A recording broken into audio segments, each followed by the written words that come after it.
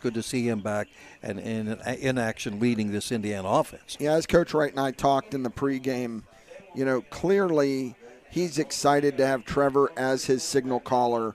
Trevor gets him lined up to where he needs to be. He runs the offense, and he can throw the ball as well. So that gives Indiana a nice mix, run and pass. All right, we'll be back, and we'll continue with our pregame show here from Andy Kuzniski Field, coming to you on the Indiana Total Therapy pregame show. Coming up, we'll have the interview that Doc had with Coach Brad Wright. That's on the way. It's Indiana High Football presented by IRMC on WDAD 1450, 100.3 FM, and also Bowser Minnick presenting on Renda Digital TV. We'll be right back. Athletic contests involve strength, determination, and perseverance. The team at Bowser Minnick Funeral Home in Indiana is proud to be the presenting sponsor of all the Lil Indians video broadcasts this year. A great game plan involves advanced planning and preparation for the unknown. Anyone can create a plan at any stage in their life. For help with your family's advanced planning, reach out to Bowser Minnick Funeral Home in Indiana and at BowserMinnick.com. Bowser Minnick Funeral Home, celebrating each life as uniquely as it was lived. Are you thinking about getting vaccinated? Talk to your doctor or pharmacist about the COVID-19 vaccine. The Health Initiative for Rural Pennsylvania would also like to remind you that COVID-19 vaccines are available for children as young as 6 months. Talk to your doctor, your child's pediatrician, or your pharmacist if you have questions. You can also learn more by visiting vaccines.gov. That's vaccines.gov. Message made possible by the Health Initiative for Rural Pennsylvania. At IRMC, we have all of the necessary pieces in place to perform complex operations, including highly skilled and specially trained surgeons, their support team of experts, and advanced technology like the Da Vinci robotic surgical system. As a result, patients spend less time in the hospital, recover faster, and get treated close to home. So there's no reason to puzzle over where you should get your surgical care. The answer is right here at IRMC.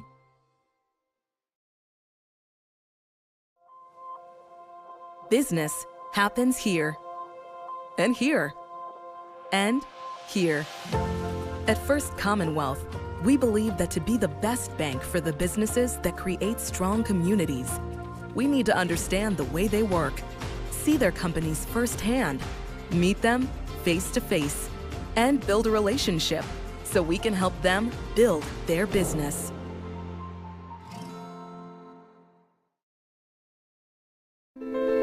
The Indiana County Technology Center is now accepting enrollment in our adult education programs. The ICTC's adult education programs offer in-demand post-secondary programs tailored to empower student success.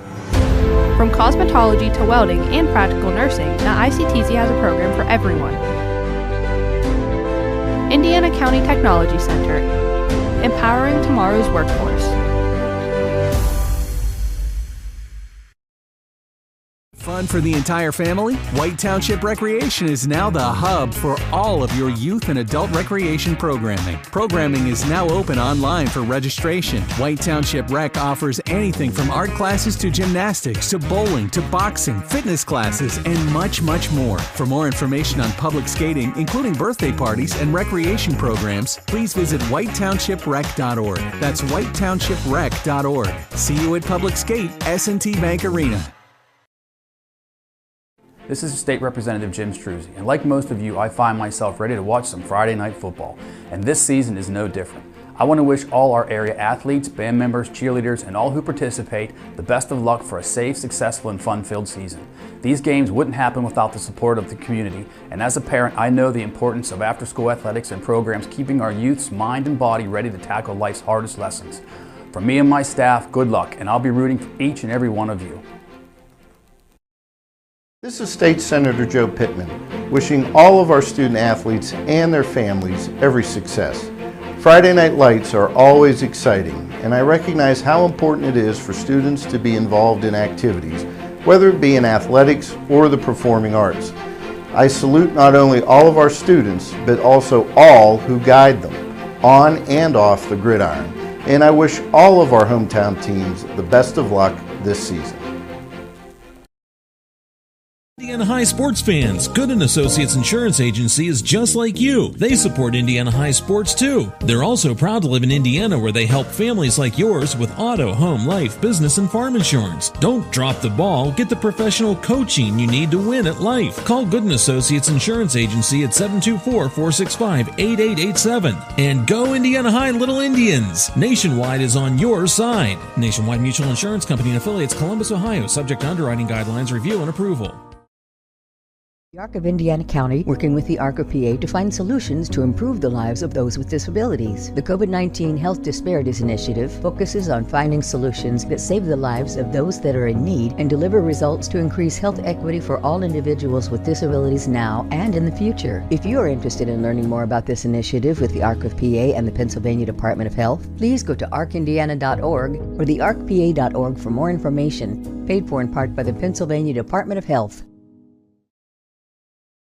To the Indiana Total Therapy pregame show. I'm joined today by Indiana head coach Brad Wright. Boy, what a difference a win makes, huh? Yeah, absolutely. You get your leader on offense back, Trevor Smith, and the way he just manages the offense, he's efficient, he's accurate, he knows the plays, he knows where to put the football into safe spaces and and voids into defense. So that was really the catalyst to the whole thing. It seemed like your offensive line took a little bit of a step last week. Losing the Clark boys. Now this group has had another week, and they did a good job of opening holes in the running game for you. Yeah, they've developed some continuity, and they're getting their legs underneath them. The young guys that are in there, and they've had some great practices. Man, their tempo in practice, their pace has been outstanding, and I think that's where you see the improvements. So looking forward to see how they perform tomorrow night. It seemed offensively like you wanted. It was a concerted effort to try to get Levi Porter more involved in your offense, moving him around a little bit instead of just jet sweeps, trying to get him the ball where he's able to go north and south. Talk to me about Levi and how he's progressing. Well, we kind of sat around and scratched our heads and went back to the drawing board of things when you don't score a point for 2 straight games, and not having your quarterback had something to do with that. But nonetheless, we had 8 quarters without a point, so we had to figure something out. And he's one of our fastest kids on the team, even though he is a freshman. He has moves like no one else, man. He can really change direction, and we thought, let's get the ball in his hands and let Levi be Levi, and he was able to do that. Yeah, now you've already touched on this a little bit, but having Trevor back, he runs your offense efficiently. Yeah, and gets you in the right positions, gets guys where they need to be to make plays, and he gives you that threat in the passing game that. No disrespect to any of your other kids, but you didn't have. No, it's right. It takes a special kid to run the kind of offense we run, much like Caden Olson you see across the way tomorrow night. Trevor's one of those kids that just gets it, and he reads well in the run game because we do a lot of double reads, run reads, and then he reads well in the passing game. He can analyze the defense, and he knows where the windows are, and he can put the ball in those places. We've talked about this a little bit before, being a coach's son, he just has that knack. Yeah. And I don't know what it is, right, but he has it. Yeah. And, he just really brings a swagger or confidence to your offense. Sure does. He's unflappable, and I could only imagine it has something to do with him being around the game his entire life and having conversations with his dad at a very high level. When you're in the house with a coach, his dad, the level that his dad coaches, he's going to hear the game from a level that the average dad just simply can't convey to him. So I'm sure it's a lot to do with that. Well, speaking of dads and young, your boys are playing for a championship this week. Yeah, isn't that right? Good segue there. Absolutely. I have a 3rd and 4th grader in the youth football league, and they are very excited to play Cambria Heights tomorrow. And the game is at Blairsville, and they've been improving all year. And we were talking earlier about how this lays the foundation. You kids in high school that are talking about their youth days and how much they enjoyed it. And I can only hope that that's the kind of program we're building from below, that kids want to stick with and be part of what we're doing. So it's nice to see the success at a young age with a good group that they have. Yeah, and a lot of your players, your current players, they talk about how much that meant to them. Your senior class, they made it to that championship game when they were 6th graders. They came up a little short, but a lot of them talk about getting there and being in that game, and so it is important. Sure, there's a lot of value in having a good youth program. You learn a lot of fundamentals, and you learn winning habits, working with people, camaraderie, sacrifice, all those things that go into making a good football team. Hey, I want to talk real quick about Ben Cochran, because there was a play on Friday night where it was probably one of the best hustle plays that I've seen. He was probably 15 yards downfield and made a tackle that was pivotal in that game. Absolutely. I mean, that was that could have been a 14-point swing there. I mean, so an interior lineman, you wouldn't expect to be making a play like that far downfield, and that's exactly what he did to chase that play down. And that kid is a highly skilled athletic player, and Cochran somehow managed to track him down. We're very fortunate that he did, because that, like I said, that could have swung the game big time there. The other one I noticed on Friday night was John Wyatt. John seemed to step up and have several nice plays at the defensive end position. How's he improved for you this year? He did a nice job in contain. I noticed that too from watching it from the bird's nest up above, that he was setting a good edge, and the quarterback was contained and didn't get around him, and that helps our coverage. And Johnny, as a sophomore, he's not your typical sophomore. He's done a nice job of playing Greater Allegheny football all year, and he's only getting better. We're excited about his future. Armstrong's coming in. We know all the hype and all the hoopla about Caden Olson. Yep. You've seen him in the summer at the passing leagues and things like that. Look, you're not going to stop him, as the old saying goes. Yeah. You only hope to contain him. How are you going to contain him? What are we looking for tonight that to try to contain Caden Olson and that high-powered Riverhawks offense? Well, each level of the defense is going to have to do its job.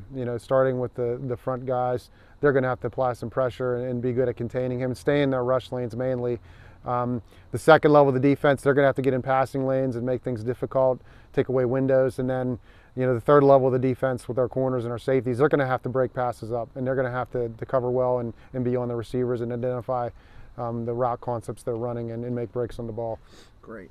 Hey, Coach, good luck tonight. Let's get another win on homecoming, okay? All right, thank you. Thanks. The entire team at Sky Point Crane in Indiana would like to wish the Little Indians the best of luck this season. Sky Point Crane offers professional crane service, rigging service, and 3D lift planning for the oil and gas industries, general construction, manufacturing, mining, and energy, and telecommunication. With expert advice, execution, and the top-of-the-line customer service, Sky Point Crane is an industry leader in Western Pennsylvania, Ohio, Maryland, and West Virginia. Good luck, Indiana, from the team at Sky Point Crane. The one with the stained glass ship in the front door. You liked the one with the 2-car garage. But then we found it. The one. It had a porch swing, a yard for our dog, a room for your office. Sure, it was 95 years old, but when we met with Amy at S&T Bank, she mentioned they had been around for over 115 years. And that made me feel better. Because even if we won't be here in 115 years, maybe our grandkids will be. Robindale Energy Services is a proud supporter of high school athletics and our hometown community. To do its part for the local rural areas, Robindale Energy has been cleaning up refuse coal piles that dot the western Pennsylvania landscape. These waste piles, remnants from past decades of mining in the region, are removed and used to create affordable energy for America. Robindale Energy has helped to clean up hundreds of miles of streams and channels. In the area where the land has been restored for a while, streams have become alive again and able to support plant and fish life. For employment opportunities, contact Robindale Energy at 814-446-6700, extension 122. In sports, game plans are essential to the success of the team. The same can be said for the game of life. What kind of game plan do you have to protect your valuable assets like home, car, business, income, renters, motorcycles, and IRAs? When was the last time you had a comprehensive insurance review? The William G. Meckling Insurance Agency can develop a game plan just for you. For a comprehensive insurance review, call the William G. Meckling Insurance Agency, 1359 Philadelphia Street, Indiana, because it's always something.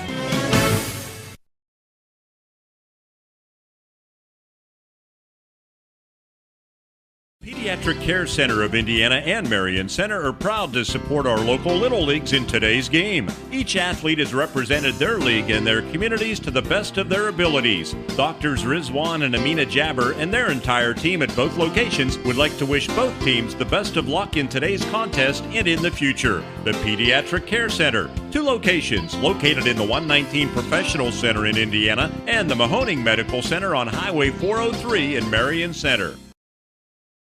Hello, this is attorney Patrick Doherty. When playing sports, it's important to know the rules of the game. When faced with a legal challenge, you also need to know the rules of the game. Allow me to use my more than 20 years of experience to help you develop a game plan for your legal needs. Whether it's criminal, real estate, estate planning, or family law, my office is here to help. Contact us at 737 Water Street in downtown Indiana to ensure you know the rules of the game. Good luck this season from the Law Office of Patrick Doherty.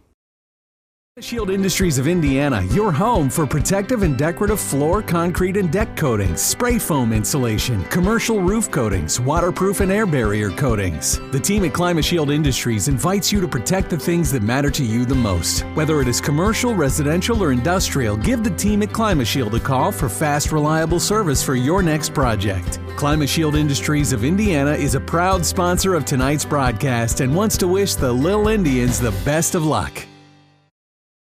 Because they've got some deep threats, some receivers that can stretch the field vertically, but you also have to stay in your rush lanes and do a good job to keep Olsen in the pocket. You know, no big plays. Make Armstrong drive the ball 7, 8, 10, 12 plays down the field. You know, we know that in football, drives tend to break down. You're going to get a penalty. You're going to get a turnover, something. Team tackling. Olsen's a big guy. To bring him down, it's going to take all 11 hats getting to the football. They're going to have to force some turnovers. Indiana's going to have to try to force turnovers. Olsen has thrown, I believe, 6 interceptions on the season. Is that what my you got it. You have is? 21 touchdowns, six picks. Yeah, so he's going to put the ball up. Indiana's secondary, and they've been opportunistic the last several weeks, Jack. You know, Trevor Smith has a couple interceptions. Anthony Kowchuk has a couple interceptions. McFarland. So those guys are going to have to do their job, don't guess, and make big plays. Indiana's offense. What's the best defense? Control the ball on offense. Don't keep Caden Olsen's offense on the sideline. If Indiana can control the ball, repeat last week for the offensive line. The offensive line, I thought, played really well. As we talked about earlier, the second most offensive yards in a game in the history of Indiana football. Right. So the offensive line, you know, that just having that extra week together, they've gelled. They're playing a little better. Sure, they're not the same as having the Clark boys, but, you know, they did a great job last week of really controlling the line of scrimmage. Have a good run-pass mix, and as always, don't turn the ball over. We don't want to give Armstrong and Caden Olsen any extra opportunities. Special teams. Last week, Coach Wright said in his interview, we got to make something happen in the special teams. Right out of the chute, Rourke Jones returns the ball to the 24-yard line.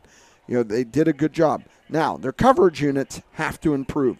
You can't give Caden Olsen the ball on their side of the 50-yard line. It's just not going to work. You got to make him drive the length of the field. The special teams did set up 2 touchdowns. You know, the punt that was this bad snap, Indiana got the ball on the 5-yard line after that. So really much improved job for the most part. Couple returns, but for the most part, the special teams did a good job. They're going to need to do better tonight. Extra point operation needs to improve. Tristan missed a couple last week, so they just get to keep working on that and improve their operation. And, you know, Jack, I don't know why. Maybe it's homecoming. Maybe it's the excitement. I'm expecting a good performance by Indiana tonight. All right, we'll find out here in just a little while as the cars go by. Beautiful convertibles with the Queen candidates here for homecoming tonight. By the way, Armstrong rushes for 176 a game. We're talking about they're passing 242, so they've got a total of 418. Indiana's 187 rushing and 112 passing for a total of 299. They give up 298, so it's kind of negligible there as far as the two goes. We're going to be back in just a moment, and we will talk more about this game as we get ready for homecoming here at Andy Kuzneski Field. It's a beautiful night. We had some of that misting rain earlier today, but doesn't seem like any problem. A cool, crisp, and good autumn night for a homecoming game here at Andy Kuzneski Field. We'll be back with more of IRMC coverage of Indiana High football on WDAD 1450, along with the FM side at 100.3 FM and Renda Digital TV, presented by Bowser Minnick Funeral Home. Year, we go on a search for great snacks or treats. Children enjoy more than just candy on Halloween. The best sources of calcium are milk, yogurt, and cheese. Kids like us love string cheese because it's tasty and fun to pull, twist, and eat. And parents love string cheese because it's rich in calcium, whatever that is. So give us kids the fun and goodness we are looking for. Make it a very dairy Halloween. A message from Allied Milk Producers. Contests involve strength, determination, and perseverance. The team at Beyond the Sunset Pet Crematory in Indiana understands the importance of those qualities and is proud to be a presenting sponsor of all the Lil Indians video broadcasts this year. The team at Beyond the Sunset can guide your family in creating a meaningful ceremony to honor the life and memory of a beloved pet. When you need help with this celebration, you can find them online at beyondthesunsetpets.com, helping families and friends honor their loved one. The Coney Island Restaurant wishes all the Indiana football teams the best of luck this season. The Coney is proud to say it has served the Indiana community for over 88 years. The Coney is a full-service restaurant with indoor and outdoor dining. The Coney also has full banquet facilities for whatever function you're planning. Visit the Coney website at theconey.com. The Coney, 642 Philadelphia Street, in the heart of downtown Indiana. Whether your goals include college education funding, retirement planning, generating income, or reducing taxes, at Crimson Wealth Management Group, we've got you covered. We make it easy for you to make the right decisions by offering you access to a comprehensive array of investment products and wealth management strategies under one roof. One stop for all your financial needs. Crimson Wealth Management Group is committed to helping you pursue your goals, whatever they may be. Stop in and speak with me, Doug Steve, today. You'll be glad you did. Securities and advisory services offered through LPL Financial, member FINRA SIPC.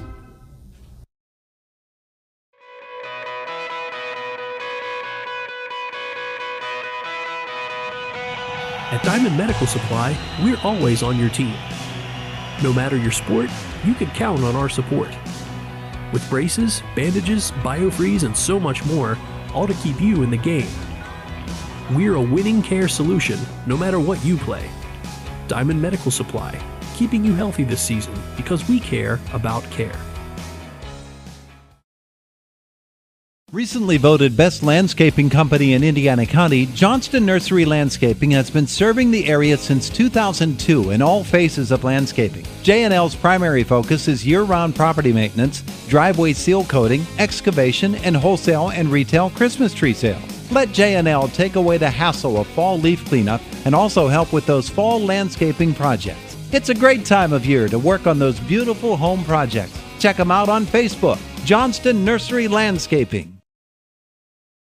Luxembourg's Jewelers, a proud supporter of all the area athletes, would like to wish the best of luck to all the Heritage Conference schools and, of course, the Indiana Little Indians this season. With 2 convenient locations, Luxembourg's Jewelers is the winning choice for gifts of any occasion. Show your school pride with gifts ranging from beautifully logoed coffee mugs, keychains, money clips, water bottles, and more. From the Indiana Mall to downtown Indiana, Hip, Jeff, and the Luxembourg's team wishes everyone an MVP season. Luxembourg's Jewelers is Indiana's jeweler.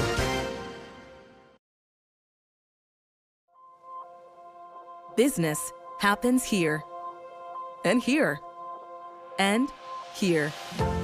At First Commonwealth, we believe that to be the best bank for the businesses that create strong communities, we need to understand the way they work, see their companies firsthand, meet them face to face, and build a relationship so we can help them build their business.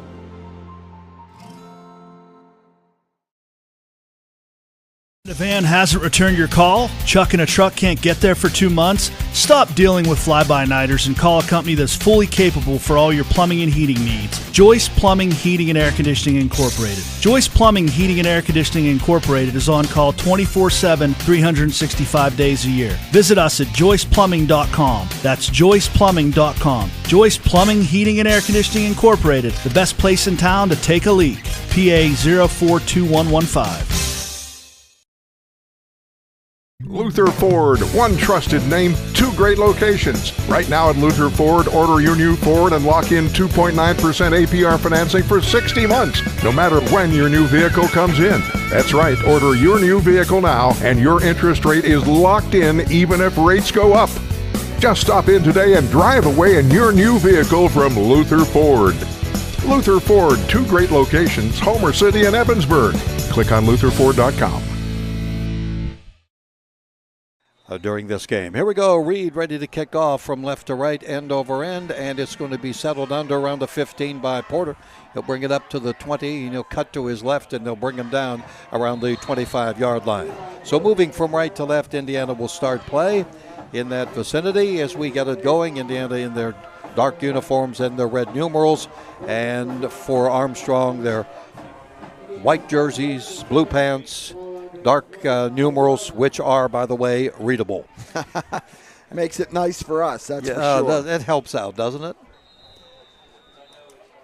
First possession of the game here for the Indians. They'll come out, and Trevor Smith leading the way. He's had a really good year with games to go. 651 yards passing, and he's rushed for 382 yards. He'll send trips to the right side, and a single step back to his left.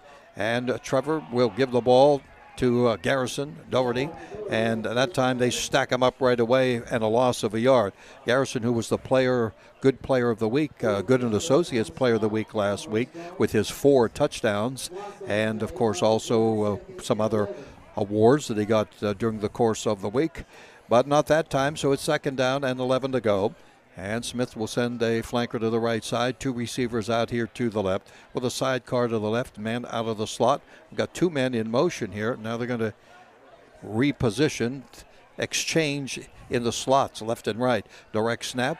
Nobody open looking to pass. Trevor's going to run the football. They meet him after about a 2-yard pickup or so at the 26-yard line. Well, it was designed as a pass, but nobody was open. Yeah, it looked like he was looking to get a quick pass onto the outside, and nothing doing, so he picked up about, about 2 yards. 2 yards. So it's going to bring up 3rd and 9. And the ball resting at the Indiana 26-yard line. So they'll line up here with a 3rd and long on the first series of the game of homecoming with 4 down linemen for Armstrong. Smith is back to pass, and he looks to the right, throws the pass, going to be picked off at the 40-yard line and taken it about 4 yards, and it's an interception. And I didn't see who picked it off. I looked like 88. And it's going to be at the Indiana 36-yard line. That's not the way you want to start. There was a lot of traffic there. Yeah, and what Armstrong's done is they just kind of sat back in a zone there, and it looked like Trevor tried to force the ball downfield, and they were just waiting for it. Came out a 3rd down play. So the highly touted quarterback, 6'5" Caden Olson, with a sidecar to the right, 2 receivers to the right, 2 to the left from the 36 of Indiana. He's back. He's going to throw. Man is open at the 25-yard line. The catch is made and downed right in that vicinity and hauled in by Jack Valesek, a 6'1", 170-pound junior with his 9th reception of the year. And on the first down, they got a first down. Yeah, that just an easy pitch and catch right there. Just a little out route, and now the ball at the 25-yard line. They're going to give it to Patton on the ground. He goes up the middle. He breaks it into the secondary, and he will take it all the way for a score. On the second play of the game, a 25-yard run. We talked about all this passing. They hit it on the ground, 6-0 Armstrong. Yeah, and that's a concern of Indiana tonight. They spread you out, and then they displace linebackers. And, that's why we talked about the rush lanes. The guys up front have to do their job and don't guess and cheat.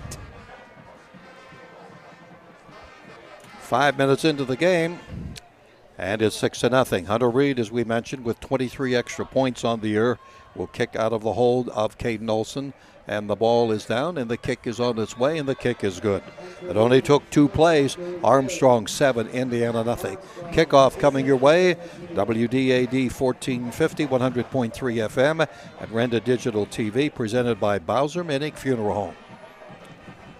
Athletic contests involve strength, determination, and perseverance. The team at Bowser Minnick Funeral Home in Indiana is proud to be the presenting sponsor of all the Lil Indians video broadcasts this year. A great game plan involves advanced planning and preparation for the unknown. Anyone can create a plan at any stage in their life. For help with your family's advanced planning, reach out to Bowser Minnick Funeral Home in Indiana and at BowserMinnick.com. Bowser Minnick Funeral Home, celebrating each life as uniquely as it was lived. Year, we go on a search for great snacks or treats. Children enjoy more than just candy on Halloween. The best sources of calcium are milk, yogurt, and cheese. Kids like us love string cheese because it's tasty and fun to pull, twist, and eat. And parents love string cheese because it's rich in calcium, whatever that is. So give us kids the fun and goodness we are looking for. Make it a very dairy Halloween. A message from Allied Milk Producers.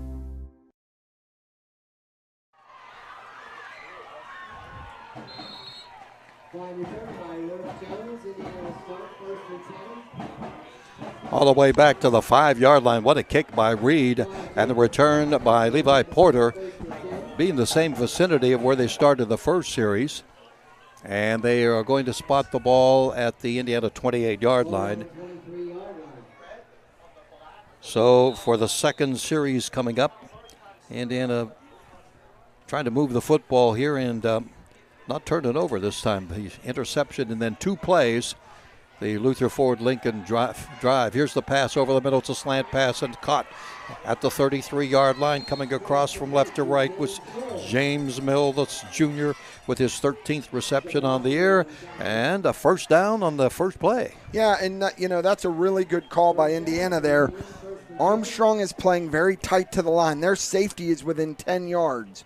So that's good. Hopefully that'll loosen up Armstrong's defense. They're going to line up with a flanker to the right side. And a man in motion coming to our side of the field. The fake, and Trevor's going to keep the ball, and he is met on the defensive side by Dozek Zablocki as a 6', 200-pound senior who had assistance on the play. It's a 2-yard pickup. And the ball at the 34-yard line of Indiana, the near side hash. I guess maybe he only got a yard on the play. Let's go second down and 9 here. 7-0. Armstrong already with a quick lead as they capitalized on the Indiana turnover. Sidecar to the left, man in motion to the far side of the field for Indiana. And they're going to go with the direct snap. Trevor's going to throw a lateral pass out to the right. And this is not going to do anything. In fact, you're going to lose some yardage on the play. Swarming defense by the Riverhawks. Yeah, they tried to run just a quick screen out to Mill, and the blocking just never materialized for Indiana. Ball's going to be spotted at the Indiana 35. 3rd and 9. We're a little bit beyond the 8-minute mark. 7-0 Armstrong with the lead. The first quarter of tonight's Indiana game brought to you by the Friends of Jim Struzzi. So we've got double sidecars here, left and right, 2 receivers right, split receiver to the left, now repositioning a slot in Porter on the left side, dropping back to pass, looking right, throwing down the right sideline. It's going to be into the Indiana bench, incomplete by Trevor Smith. No flags on the play. That's going to force a 4th down. Yeah, Indiana tried to just take what we call a go route, and he tried to hit his receiver down the sideline, and the ball just sailed on him and went out of bounds into the Armstrong bench. So Anthony Kauchuk will be punting to Ian Olson, and Brown is the farm man on a 4th down play coming up, man 9. The direct snap is a good one, and Kauchuk's kick is a good one, very good. Back to the 33-yard line, and good coverage, only 2 yards on the return. Look at that swarming team, maybe 3 yards, fighting his way to the 36-yard line, and that's where Armstrong will have the ball and their second possession of the game. We are at the 7:44 mark of the first quarter. 7-0 Armstrong with the lead on the Indiana Indians. Let's go down to Doug Steve. Doug? Okay, Jack, real quick, the Indiana defensive coaches were very upset on that 25-yard touchdown run because it's something they went over that play all week long, and they just went up right up the A-gap. back upstairs. 1st and 10 at their own 37. Direct snap a little bit low to Olsen, who hands the ball off. It's Patton who had the touchdown. He'll pick up a couple short of the 40-yard line. Good pursuit by the Indiana defense. Headed up by Isaac Nygren. Isaac Nygren, number 32, is very, very active from his linebacking spot. He's a junior. A gain to the 40. 2nd down and 7 on a 3-yard pickup. Trips to the right, split receiver to the left. Fake to Patton, going long, going deep, and incomplete. Just a little bit too far, all the way down to the 20-yard line of Indiana. And the pass was intended for Isaiah Brown, who is a 6'2 wideout junior. Like I said, the top 3 receivers are 2 sophomores and a junior. Yeah, and Brown is the guy, he's their home run hitter. He's the guy that's going to take the deep shots for Armstrong. Well, he averages 16 yards a catch and 6 touchdowns, but that brings up a 3rd down and 7 now at the 40-yard line of Armstrong. Back to pass. Olsen looks and he throws to the short, and that's a diving interception by Smith. Trevor Smith intercepts the ball. That's his 3rd pick of the year, and Indiana's got the ball at midfield. Yeah, Trevor read that perfectly. They rolled Olsen out towards the Indiana bench. The wide receiver just did an out route, and Trevor undercut it from the safety position, made a beautiful diving interception. Indiana's in business at their own 50. The 49. 7:05 mark, and the ball is on the Armstrong 49-yard line. That's the 3rd interception of the year, for we talk about the yardage through the air and on the ground for Trevor Smith, and defensively, it's his 3rd. 1st and 10 from right to left, 7-0. Armstrong with the lead. Indiana ball. Man in motion our side of the field. Trevor throws the pass. It's complete out here to James Mill. Clock continues to run. The ball is at the 44-yard line of Armstrong at a 5-yard pickup. Yep, nothing fancy there. Just James Mill on a quick little out route, and Armstrong was right there to make the tackle, but it's a good pitch and catch. Into the game at a wide out to the left is Viscus. He's out here to the left. 2 receivers to the right. Sidecars left and right. Smith going to hand the ball off, but that's a stone wall and nothing going there for Indiana. Trying to establish on the ground, giving the ball to Levi Porter, and he is down at the 45. It'll be 3rd and 6 now. Yeah, their linebackers are very active, and they are really shooting the gaps. Indiana's offensive line has to get a hat on those guys. The problem right now for Indiana is there's 6 guys for their 5 linemen. Let's watch it now on a 3rd down play at the Indiana 45. They need 6 yards for the 1st down. Man in motion. Trevor has the ball, but he's going to go down, and he is quickly tackled and sackled on the play by Jackson Chrisman. Chrisman, his 29th tackle of the year, a 5'6", 190-pound linebacker. And the loss back to the Indiana 47, and they're going to be forced to punt again.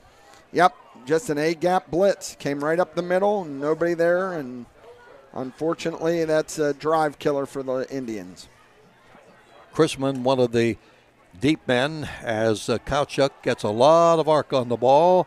And a fair catch. Well, he can't run that. That's wrong. He can't run that. One man had the one man called for the ball. The other guy runs the ball. There's no flag. Doug, yeah. What do you see? You know, the guy that gave the fair catch did not catch it, though. His teammate came next to him, but once you give a fair catch, I don't care who else on the team catches it, I believe. Well, that's why the Indiana bench is calling for a flag, but we didn't get any. Sorry for talking over you, Jack. I just knew that they can't do that, and the referees are human too.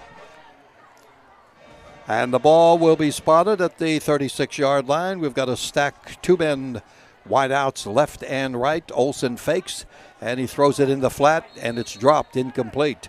The pass intended for Kyan Klein, a sophomore, one of those sophomore receivers who had 16 receptions on the air, incomplete, 2nd and 10. That's close to a lateral, but it was an incomplete pass. They're going to line up, no huddle, 7-0 Armstrong, first quarter, 5:13 to go. And this quarter brought to you by the Friends of Jim Struzzi. Again, same formation, 2 stack left, 2 stack right. Fake back to pass, looking long, throwing long, double coverage, another interception. Incomplete, in and out of the hands of Ian Olson. Boy, it looked like Indiana might get an interception, and then it was like, oh gosh, Right. Olson's going to catch it. He dropped it. Yeah, very fortunate for the Little Indians there, because they had two guys there, and it went right through. That's Evan Brocious' hands. That'll bring up a 3rd down and 10 now at their own 36. 2 receivers left, 2 receivers right. We've got men in the slot. Olson's back to pass. The 6'5 quarterback rolls to the right, and they've got him from behind, and down he goes. And the sack and the pressure by the defense of Indiana. And Carson Beatty, Jack. Carson Beatty. Back at the 28-yard line. And the big sack by Beatty forces Armstrong to punt the ball. He just came and he was relentless. He did not quit on that.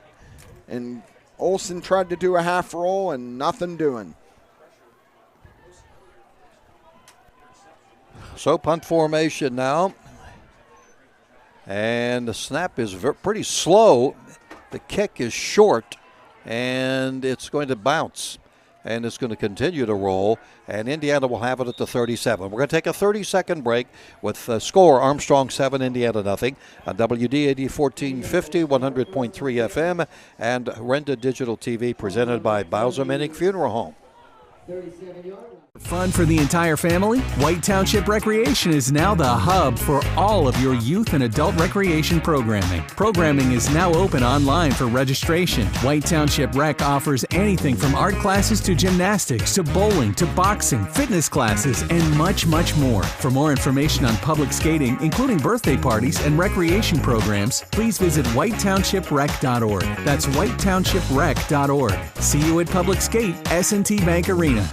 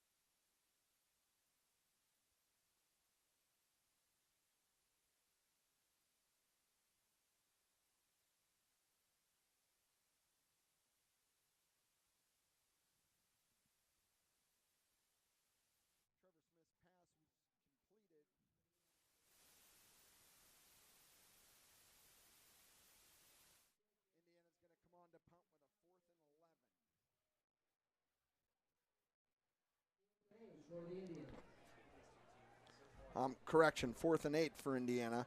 Kowchuk's back to punt.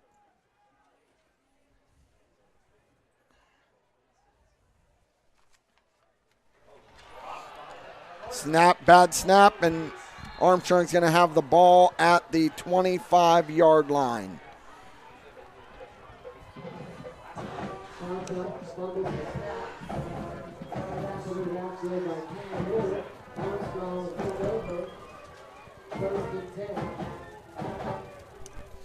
So Armstrong's going to get the ball in great field position right at the 27-yard line. We're going to have to.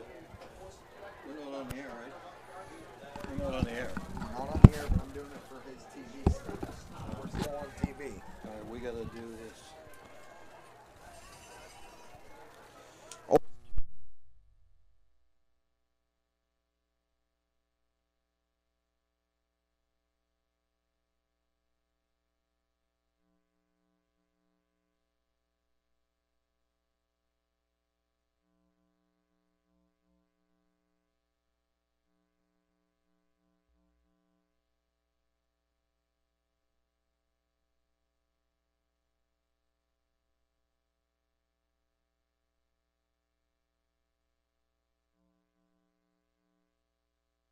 Armstrong.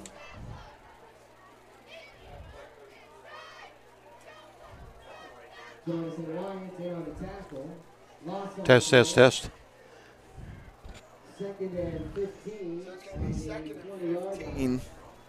Yeah, I'm here. This is Jack. Okay, can you hook me up anytime?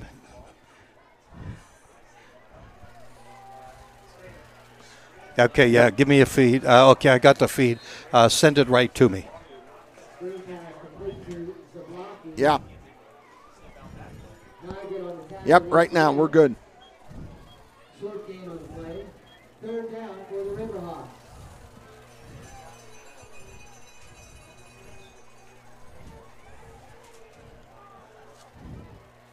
Okay, I'll take it right after this.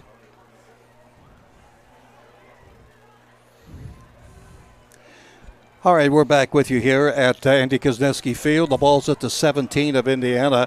Olsen completes a pass to the 5 and to about the 3-yard line. And Doc, you may we got knocked off the air on the radio side. What happened to lead to this? Yeah, I mean, a bad snap by Anthony Kowchuk, or bad snap on the punt. Indiana gave Armstrong the ball at the 25-yard line. Indiana had them 3rd and long. But Armstrong just converted, and they now have the ball on the 3-yard line. 3-yard line is where it is. And they got Patton to the right to the quarterback, Caden Olsen. 7-0, Armstrong with the lead. We're in the first quarter here at Andy Kozneski Field. And the snap to Olsen. He looks left. He throws right in the end zone. He's got a touchdown. It was Dozik Zablocki, who made the catch. And it is 13-0 Armstrong. Well, it didn't take them long, did it? No, and, again, we talked about early, giving Armstrong the ball in the short field. That's twice now on the interception and then the muffed snap. You just can't make those kind of mistakes against a high-powered Armstrong team. And that is with 15 seconds to go in this first quarter. And Hunter Reed, to attempt the extra point, was a high snap, but they got it down, and the kick, it is good. 14-0 here in favor of Armstrong over Indiana. We're going to take a 30-second break. This is Indiana High football on WDAD 1450, 100.3 FM, and on Renda Digital TV, presented by Bowser Minnick Funeral Home. Are you thinking of getting vaccinated? Talk to your doctor or pharmacist about the COVID-19 vaccine. The Health Initiative for Rural Pennsylvania would like to remind you that COVID-19 vaccines are available for children as young as 6 months. Talk to your doctor, your child's pediatrician, or your pharmacist if you have questions. You can also learn more by visiting vaccines.gov. That's vaccines.gov. Message made possible by the Health Initiative for Rural Pennsylvania.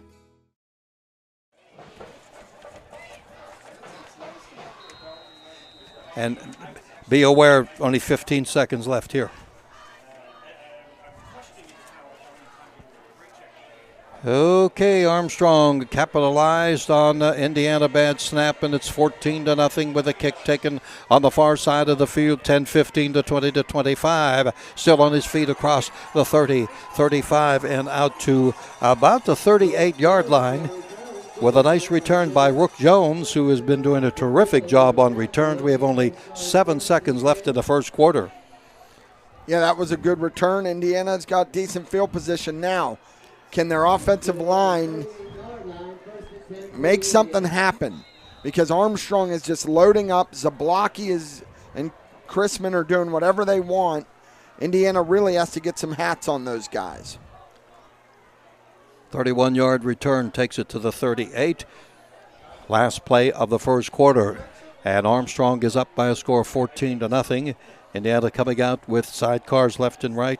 2 receivers to the right, split receiver out here to the left. They'll keep it on the ground and give it to Doherty, and he fights his way, and he fights for yardage. And I'll tell you, that's a tough 2 yards, and it'll be 2nd and 8. That's the end of the first quarter, presented by Jim Struzzi. Indiana High football presented by IRMC. And we're back on WDAD 1450. 100.3 FM, and also the Renda Digital TV presented by by Bowser Minnick Funeral Home.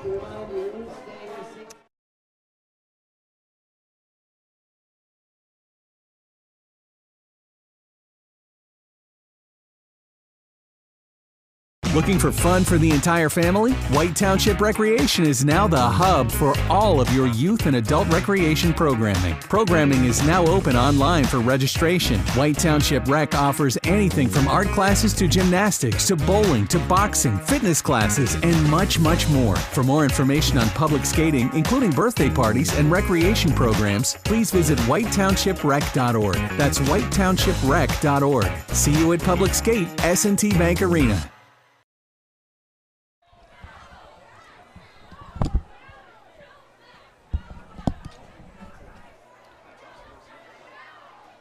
Oh, boy.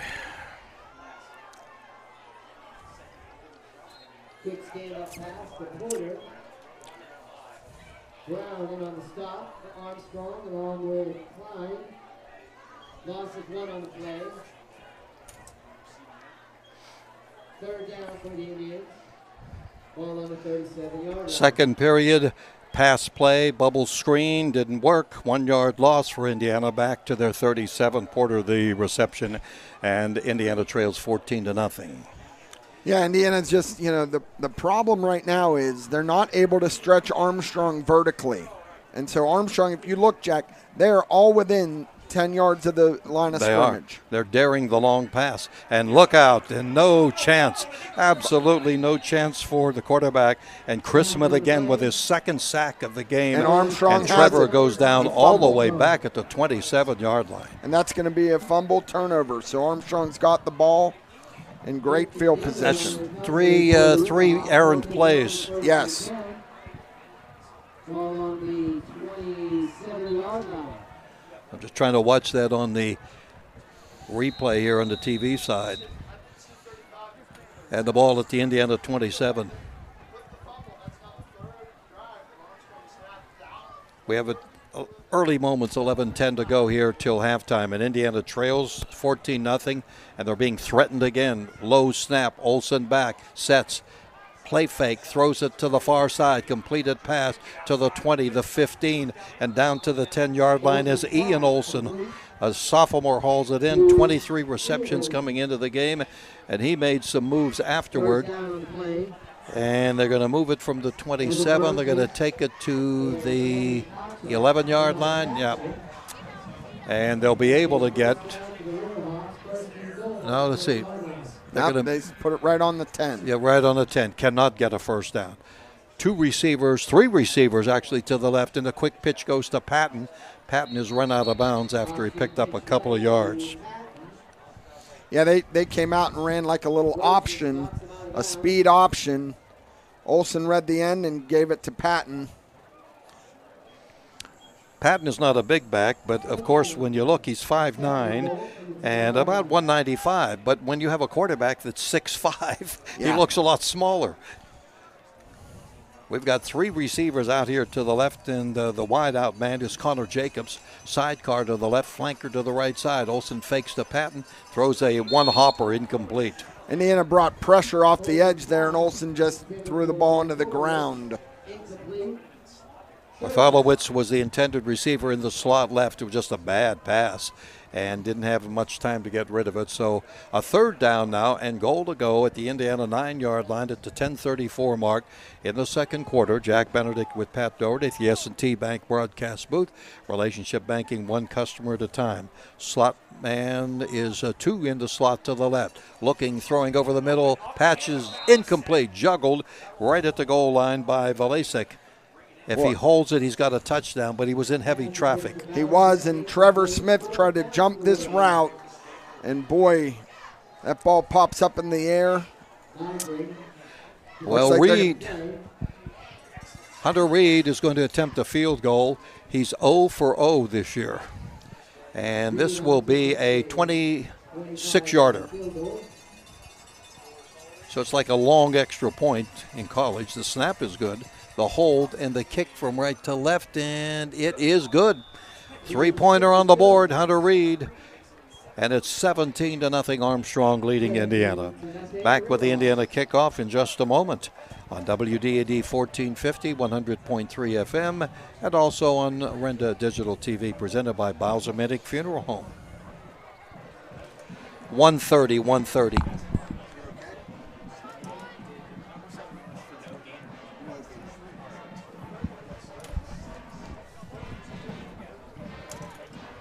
robotic surgical system.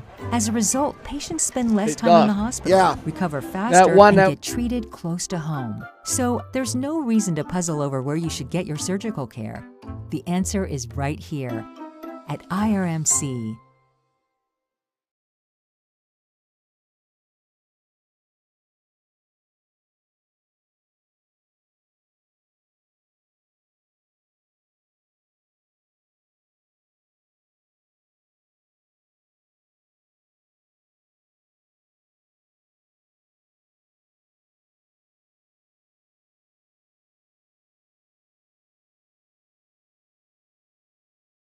And he takes it up to about the 28-yard line. And we've got a flag. This was after the activity here, after the tackle was made. And we've got a flag thrown. I think it's going to go against Indiana. Yeah, it looked like a couple guys got tangled up at the end. And Doug, do you have a pretty good view of that? Yeah, I think they may get Jonathan Wyan. But, both guys were still hitting after the whistle a little. And, it was one whistle down there. And, it wasn't the easiest whistle to hear either. So we'll see. But I believe Wyan from Indiana will get the unsportsmanlike penalty. Yeah, one of the big linemen for Armstrong was the other participant. Hey, don't forget, coming up tomorrow on WDAD, tomorrow morning at 8 o'clock, the Luther Ford Lincoln Coach's Corner Show. And you can catch it also on 100.3 FM. And it looks like they're going to go with offsetting. Yeah, so it's like we saw it, but it's a nothing. So the ball is going to be at the Indiana 29. They got a long way to go, and they've got to quit making mistakes.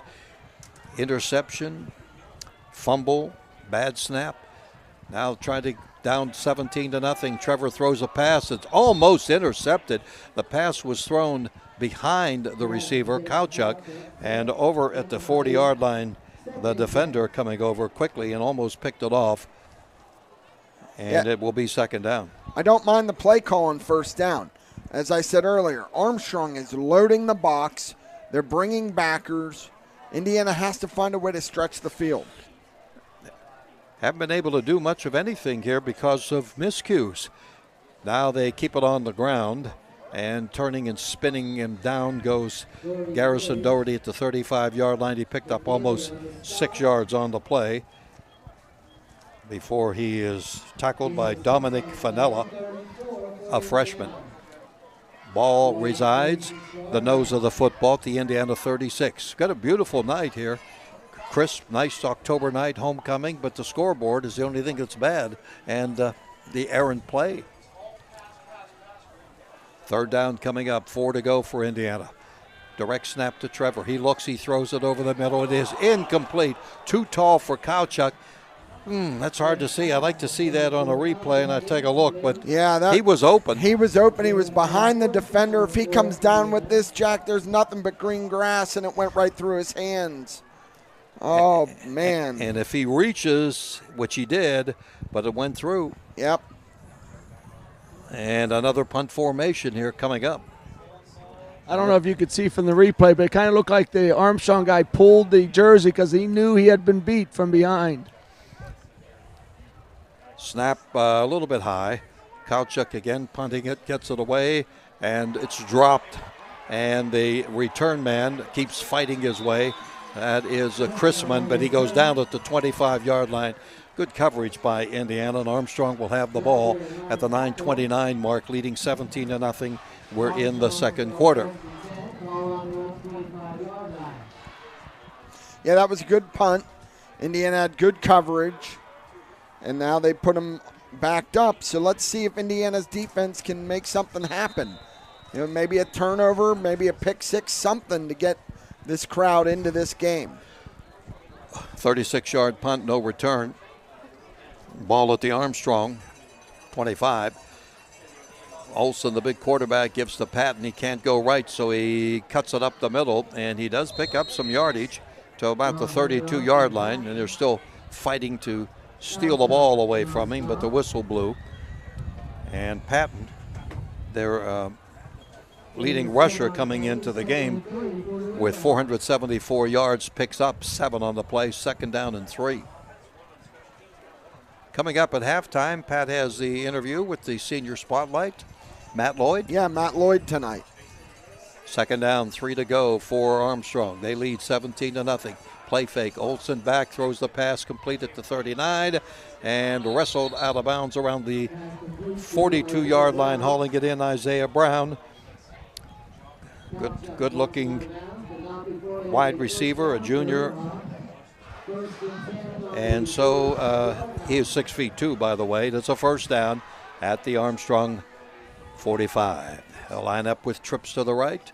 Hand it off, slant on the right side. Patton takes it to midfield at the 50 before tackled by the Indiana defense, which will now set up a second down and 5 to go. So they have not gone exclusively with Olsen. They've mixed up their plays pretty good, but when you get turnovers from the other team, do whatever you want. Yeah, that's true, Jack. And the handoff to Patton, makes his way through, fights his way. He's just at the 45 of Indiana. It is it's a first down. They're going to put it actually and gave him a really good spot at the Indiana 44, and you set it down for Coach Frank Fabian's team. 5-1, 2-0 in the league, tied for first place. Trips to the right, single receiver along the boundary here to the left side. Olsen looks to the right, throws the pass. It's going to be caught at the 40, upended at the Indiana 37-yard line. As the blocky hauled it in, he's got one touchdown on the night. And Olsen put it in the air and picked up some pretty good yardage. Yeah, Isaac Nygren was there to make the tackle, but again, 8 yards, so. Kind of like have the Indiana defense on their heels right now. Yeah, they really do. 2 stack receivers to the right, 2 men to the left with a slot on the left side. Olsen pointing out the defense now and looks to the sideline to get the call on a 2nd down and 3 at the Indiana 37. Now they reposition. Instead of the stack, they'll have a slot right also, faking, looking to the right, and they try to screen it. It's caught or not. If it is, it's a no gain. Yeah, it looked like it was caught for no gain. To number 88. I think they were just really confused as they repositioned but Connor Jacobs, senior at 6'2", that time, no gain. So it brings up a 3rd down and 3 at the Indiana 37. Caden Olsen awaiting for the snap from center. He has it, and he fakes the pitch, and he runs the football, and he's got a first down. They ran the option there, faked it, and then his big body, he just leaned forward and got that first down. Well, we mentioned he's a good runner, too. He's got 3 touchdown rushes and averages 5 yards a carry. He's got 302 yards on the year coming in here. So he's a combination guy. As I mentioned, he's got a verbal commitment to Penn. And so the ball is at the Indiana 33 to 6:15 mark of the second quarter. Faking, Olsen is back. He looks long. He throws long to the end zone. Leaping double catch. Did he catch it? That beautiful catch and hauled in Isaiah Brown. Well, I guess if you're named Brown, wow, college or high school, you can make catches like that. Yeah, and unfortunately we don't really have it. He bounced, that ball bounced and went up in the air and then landed right on his chest. Boy, what a fortuitous bounce. Hey, when you're 5-1, you're going to get some of those bounces. Well, we've been accustomed to watching Dwayne Brown do that for IUP with people all around you and juggling the ball and defenders in front of you. And now Reed will attempt to add the extra point. And the kick is going to be good, and it's 24-0. Armstrong with the big lead on that 33-yard touchdown pass. Back in a moment, WDAD 1450, 100.3 FM. Also on the Renda Digital TV and presented by Bowser Minnick Funeral Home.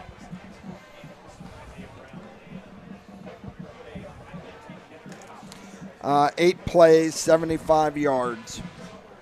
Just give me 30 seconds here, 30 seconds. To be the best bank for the businesses that create strong communities, we need to understand the way they work, see their companies firsthand, meet them face to face, and build a relationship so we can help them build their business.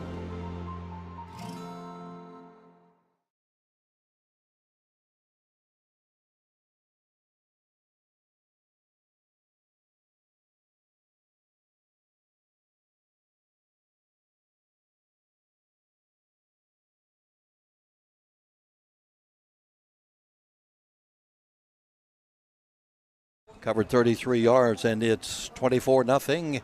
And Hunter Green, he pitches for the Reds, I guess. He's about the only player I know anymore. Hunter Reed with the kick, and it's a pooch kick. It's going to go in no man's land, and diving on it at the 19-yard line. Indiana covers the ball, and that's where they'll have it. Doug, we'll get down to you. Okay, and that kick right there, it was affected by the wind. It really wasn't a pooch kick. It just got caught up in the wind. The breeze is starting to pick up down here. But, you know, that catch in the end zone, a nice catch by Brown, kind of remembered of a Lynn Swan in the Super Bowl. I just saw that play rerun on ESPN Films this week. But just Armstrong has the playmakers right now. Indiana needs to get something going on offense. Back upstairs. Sideline report by Doug, brought to you by Crimson Wealth Management. See Doug for all your investments and insurance needs. Good to have you along here, but tough night so far for Indiana. They haven't been able to do much of anything. Yeah, they really haven't. They haven't been able to get the ball on the ground game going. The passing game has been hit and miss. So let's see what they can do here. From the 19, looking left, Trevor throws the ball. It's complete. James Mill makes the catch, steps out of bounds, and we've got an Indiana player down. And in the backfield, it looks like it may be a lineman. So we've got an injury timeout. The timeout for the injury brought to you by Luxembourg Jewelers. It's not too early to lay away for the holidays. We'll be back in just a moment on WDAD 1450, 100.3 FM, and also brought to you on Renda Digital TV by Bowser Minnick Funeral Home. We may go 60 here. We may go 60 seconds. So be aware. The ICTC's adult education programs offer in-demand post-secondary programs tailored to empower student success. From cosmetology to welding and practical nursing, the ICTC has a program for everyone. Give me another one. Indiana County Technology Center, empowering tomorrow's workforce. 71. Okay. Another lineman. Nelson. Oh, boy.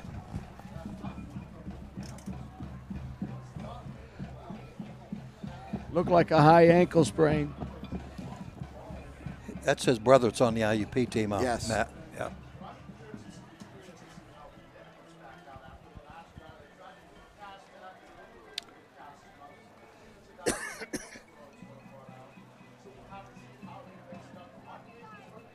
At the Indiana Mall. Meet with 50 employers in every category from full to part-time and seasonal help. Sponsored by Diamond Pharmacy, Renda Media, and the Indiana Mall. Bring your resume, come dressed for success, and meet with employers wanting to meet you. Possible interviews on the spot from employers in healthcare, mechanical, transportation, restaurant, retail, and temp agencies. Fall Job Fair Thursday, October 13th at the Indiana Mall. See you there.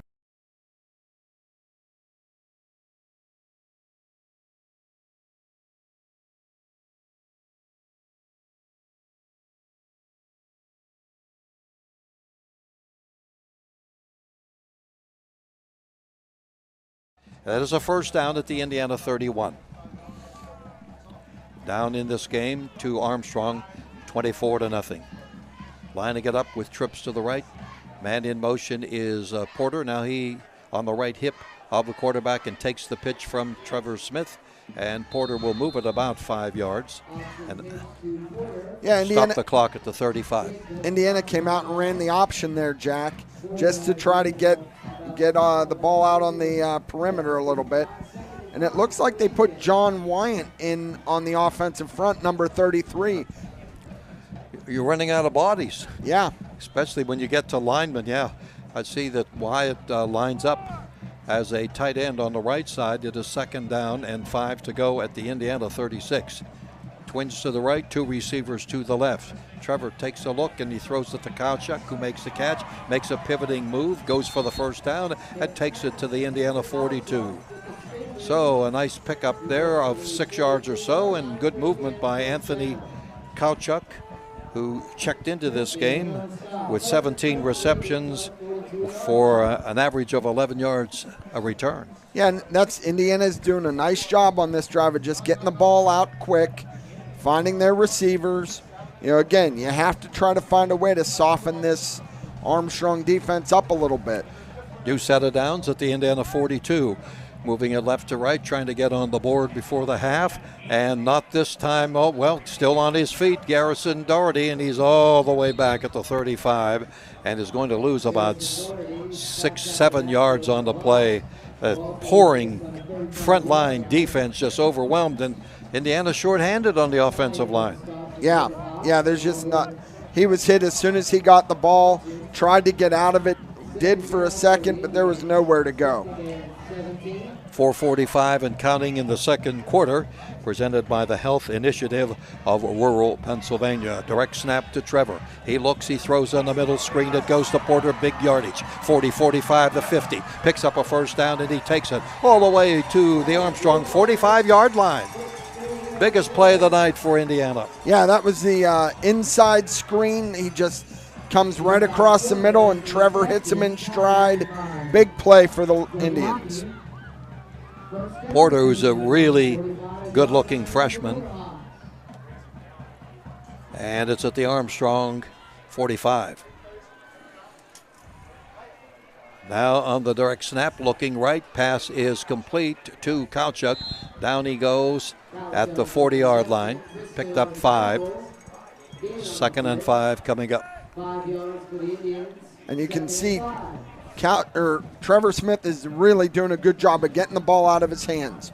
They're not running long routes. They're running those 5 yards, quick routes to get the ball out of his hand.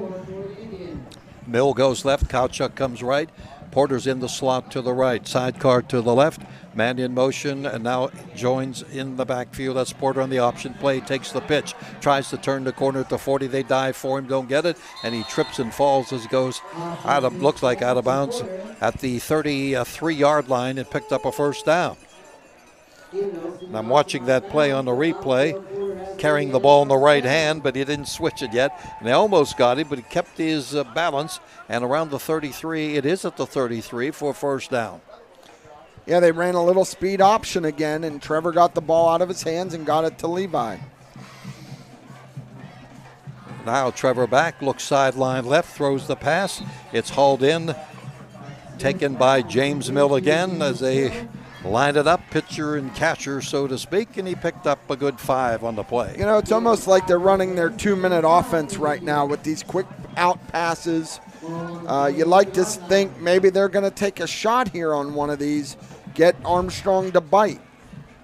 Sure would be nice to get on the board. They trail 24-0 here in the second period at the 3:38 mark. Trevor is back to pass. He looks, he throws. It's in the pack. It's caught by Porter. He goes up the middle. He picks up a first down. He's inside the 15-yard line. And he's down around the 13 at another first down. And look who's back in the game. Number 71, Josh Nelson is back in. It looked pretty bad when they helped him off the field, and Wyatt comes out. So offense welcomes him certainly back to the offensive line. 13-yard line at the 3:19 mark here of the first half. They've had good success getting Levi on that crossing route. 2 receivers right, 2 to left. Looking, pumping, and now Trevor's going to run the football. He'll take it for a couple yards to the 11. Picked up a couple on the play. 2-yard pickup, 2nd and 8 at the 11-yard line. We are under 3 minutes to go here in this second period on an IRMC Indiana High football night on homecoming night. So they're going to line it up with up the middle and going for the 5 and diving to about the 3-yard line. Quickly, Trevor Smith, who really took the snap in a hurry, picks up a first down. He's got goal to go here. And they're going to bring Wyatt in and take Porter out. And it's goal to go for Indiana on a drive that started. Actually, Jack, that's Nygren. They're going to go with their bigger backs. That's Nygren that came in. Oh, that's I see. Yep, they got Nygren in there. He's on the right side. They hand it off to Garrison, but Doherty can't do it. And he's stopped short right there at the 3. You know, that might be actually good that they stopped him short, run some time off the clock. Hopefully they can get a touchdown, not give Armstrong much time left in the second quarter. Yeah, 2:10 to go. That was Doug Steve, by the way, from the sideline. Now they make a change, and Nygren comes out, and Porter comes back in. He's a slot to the left at the 2-yard line. Trevor back. He looks. He fakes. He runs. He dives. And he's going to be just short of the goal line around the 1. Threatening to get on the board here. And this would be a really nice drive and a good way to end the first half. Yeah, Indiana definitely's got 2 downs here to try to get this. A minute 37, there's going to be a timeout. Timeout, so we'll step out for 30 seconds with Indiana trailing 24-0, but threatening to score on WDAD 1450, 100.3 FM, and also Renda Digital TV, presented by Bowser Minnick Funeral Home.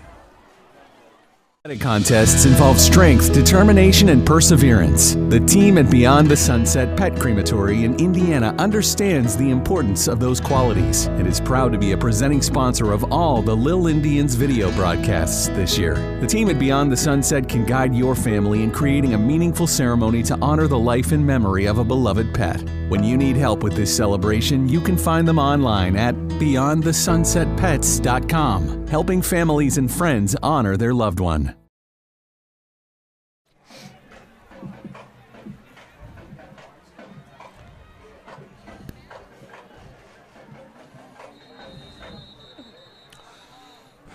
And on the 1-yard line, Indiana threatening to score here.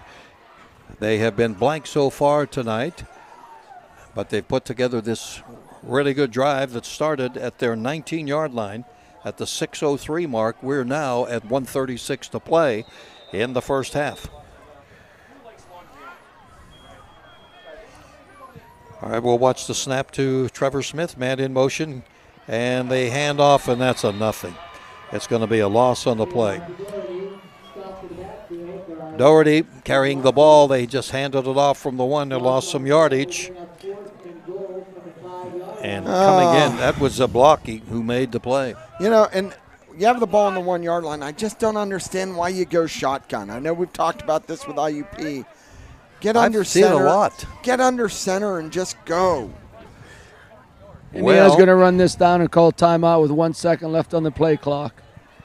Okay, and we're down to a minute to go in the half, and the play clock now down at 11 counting. So after the loss on the play, it is a 4th down. And we'll see what they come up. Okay, and a timeout by Indiana. We'll keep it right here at the S&T Bank broadcast booth, relationship banking.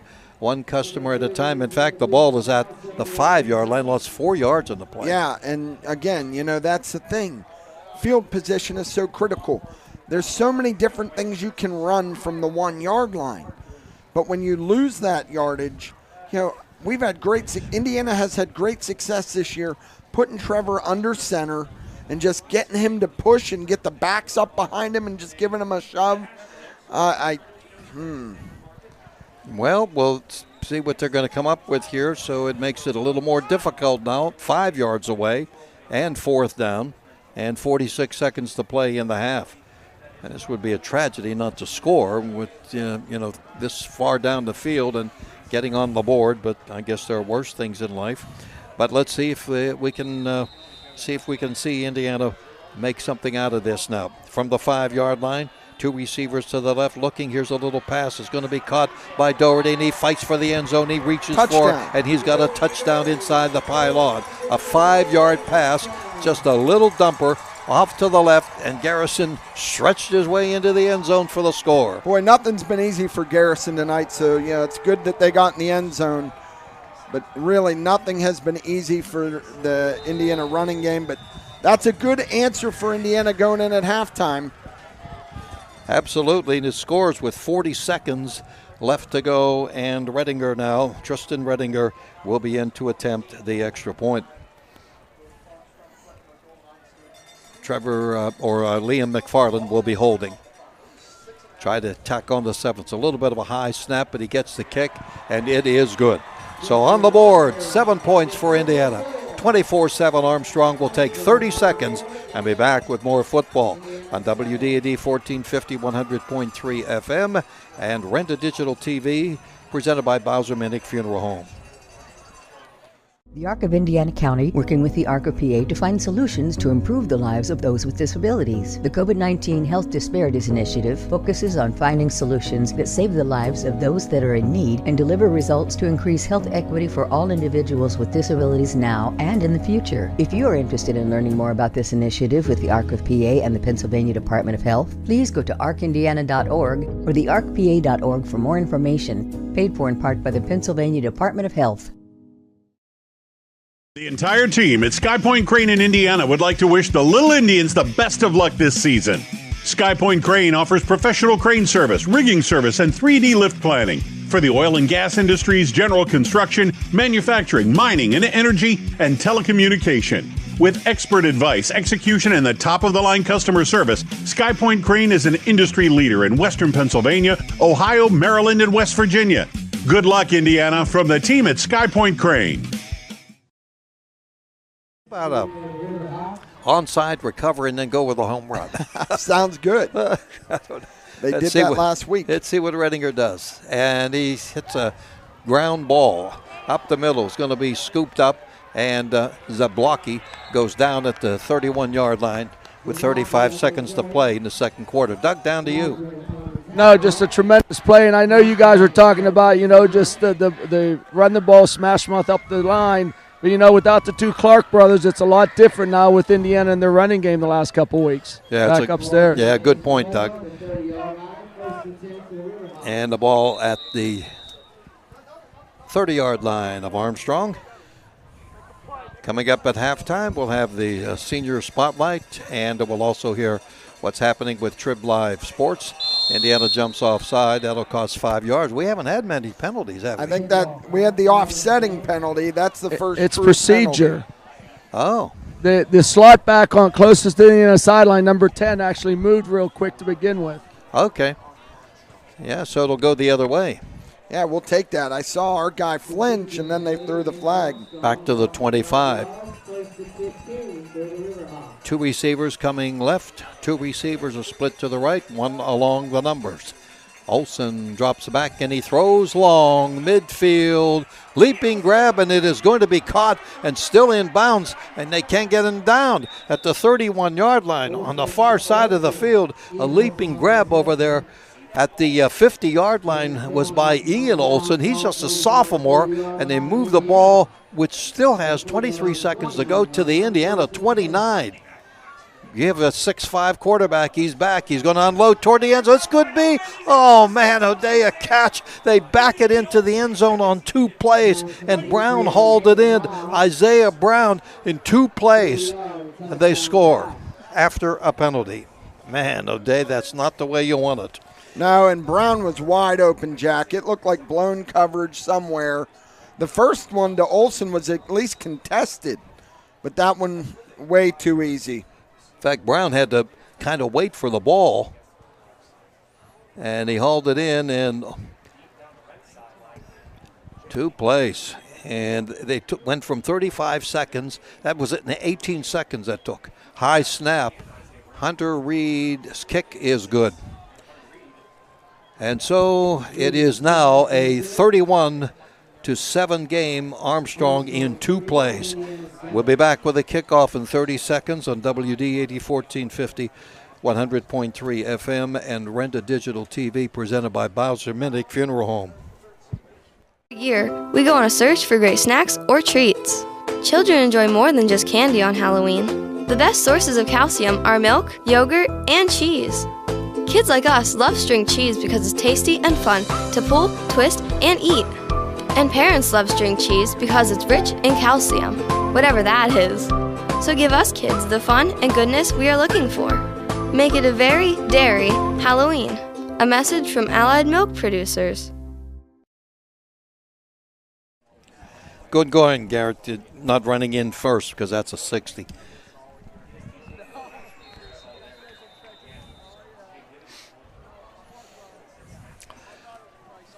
Well, 18 seconds, 2 plays, touchdown. And it's 30. Here's a pop-up kick. It's going to be caught and fair caught by Indiana at the 38. And that's where they'll have the ball with 16 seconds remaining in the half. Have that special announcement on the post game too, Doug, right? Scott Zellum. Yeah, we have the annual Scott Zellum Memorial Award, and Scott, a classmate of mine, good friend, an outstanding football player, conference defensive player of the year back in District 6 in the fall of 86 season, and played at the Naval Academy, and his big claim to fame, interception against Notre Dame one game. So tremendous athlete and a friend, and we miss him dearly. Yeah, we do. Can't believe it's been that many years. Yeah. All right, the ball with time running out goes to Garrison Doherty, and he's hit along the line of scrimmage and loses about a yard on the play. That swarming defensive front, and that is where the first half is going to come to an end. We will have the halftime report coming up, Trib Live Sports Report, also Pat's Senior Spotlight. All of that will be coming your way. So the score at the half, Armstrong 31, Indiana 7 on this homecoming night at Andy Kosneski Field. Indiana High football is presented by IRMC on WDAD 1450, 100.3 FM, and on Renda Digital TV, presented by Bowser Minnick Funeral Home, celebrating each life as uniquely as it was lived. We'll be back. Athletic contests involve strength, determination, and perseverance. The team at Bowser Minnick Funeral Home in Indiana is proud to be the presenting sponsor of all the Little Indians video broadcasts this year. A great game plan involves advanced planning and preparation for the unknown. Anyone can create a plan at any stage in their life. For help with your family's advanced planning, reach out to Bowser Minnick Funeral Home in Indiana and at BowserMinnick.com. Bowser Minnick Funeral Home, celebrating each life as uniquely as it was lived. The Coney Island Restaurant wishes all the Indiana football teams the best of luck this season. The Coney is proud to say it has served the Indiana community for over 88 years. The Coney is a full-service restaurant with indoor and outdoor dining. The Coney also has full banquet facilities for whatever function you're planning. Visit the Coney website at theconey.com. The Coney, 642 Philadelphia Street in the heart of downtown Indiana. Shield Industries of Indiana, your home for protective and decorative floor, concrete, and deck coatings, spray foam insulation, commercial roof coatings, waterproof and air barrier coatings. The team at ClimaShield Industries invites you to protect the things that matter to you the most. Whether it is commercial, residential, or industrial, give the team at ClimaShield a call for fast, reliable service for your next project. ClimaShield Industries of Indiana is a proud sponsor of tonight's broadcast and wants to wish the Little Indians the best of luck. Meet the Berkshire Hathaway team, the quarterback, Tom Moreau. In football, to be successful, you have to have the talent, the right game plan, and be able to execute it. In real estate, whether you are buying or selling, Berkshire Hathaway always has the right game plan for you. Hi, I'm Tom Moreau from Berkshire Hathaway. Our experienced team at Berkshire will help you cross the goal line if you need to sell or you're in the market to buy. The face of integrity, passion, and experience. Berkshire Hathaway, 200 South 7th Street, Indiana, and online, thepreferredrealty.com. Welcome back to the Indiana Total Therapy halftime show for our Senior Spotlight, brought to you by the White Township Recreation Complex and the S&T Bank Arena, a proud supporter of Indiana County Athletics. Today I'm joined by Senior Matt Lloyd. Matt, what's it mean to be playing at homecoming? You know, the homecoming game is always an exciting thing. What's it mean to you? It means a lot. A lot of our old teammates are going to be there, going to get to connect with them for a little bit. It's just a great time because the entire school is going to be there, so it's fun to be playing in front of everybody. Oh, great! And you know, it is a good time. There will be a lot of excitement, so hopefully, and we're playing a good opponent, so hopefully we'll be able to get a good win tomorrow night. Yes, sir. Tell me about your family. Right now, my family is going through a little bit of a rough time right now. My father just passed away last November. But, I mean, football is taking me the right path, like, not as sad anymore, but my siblings and my mother, they're taking it pretty hard right now, but sure. We've definitely gotten a lot better from what it was. Good. Now, you have a twin brother, too, don't you? Yes, I do. And what's his name? Eddie. And you have a sister? Yeah, Victoria. All right. And what's your mom's name? Shauna. All right. So, how long have you played football? Ooh. Yeah, I haven't thought about this. In third grade? Yeah, about third grade. Quite a long time. Okay. And do you have a favorite football memory?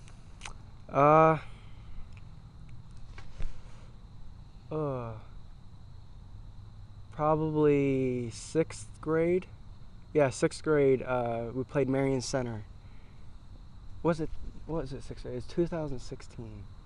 I think it was 6th grade, but I played with 103-degree fever that game, and I think there was a minute left on the clock. I don't know if you remember this game, because and then we handed the ball off to Rourke, and he ran for like 67 yards for a touchdown and got horse-colored in the end zone. Right. That was probably my favorite one. And we ended up winning. What, that Rourke got horse-collared? No, that we ended up winning the game. No, Rourke was always a good player. He made a lot of memories that stuck with me for a while. Yeah, that's good. And you guys have been friends for a long time. Oh, yeah. So, do you have a favorite athlete? Probably Josh Allen, just the throwing power and accuracy he has. And Buffalo Bills, though. Yeah, I'm a Steelers fan. Especially this week. That's a little tough one, right? Yeah, but I'm a Steelers fan, but Josh Allen, he's probably my favorite player right now. Okay. Do you have a favorite movie? Probably Remember the Titans. Excellent choice. What's your favorite class in school? English, for sure. Why do you like English? I don't know. I'm just really good at writing, like paragraphs, stories, essays. I'm really good at that. I don't know why, but I am. What additional goals do you have for the 2022 season? Win playoffs, go to the championship. That's all I've wanted my senior year. Okay. And all throughout my high school career is just go to the championship. Do you have any plans for after high school? Yeah, I plan on going down south with my family, going to Georgia Tech, hopefully. That's my dream school. And then, I don't know, something in the health department, like a personal trainer, nurse, something like that. Okay, great. Is there anybody that you would like to thank? I would like to thank my dad, my mom, my brother, my sister, Rourke and Andrew. They've been with me since I don't even know how long. They've been with me through the ups and downs. My mom's stepping up since my dad passed. She's been doing a great job. And that's mostly it, my entire family, to be honest. Hey, Matt, thank you for joining us tonight on Senior Spotlight, brought to you by the White Township Recreation Complex and the S&T Bank Arena. We will return with more of the Indiana Total Therapy Halftime Show after this.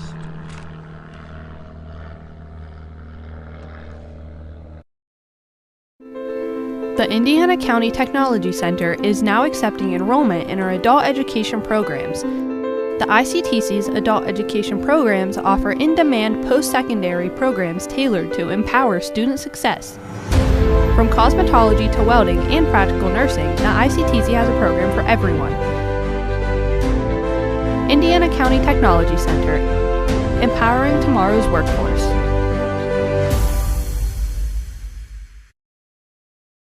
This is attorney Patrick Doherty. When playing sports, it's important to know the rules of the game. When faced with a legal challenge, you also need to know the rules of the game.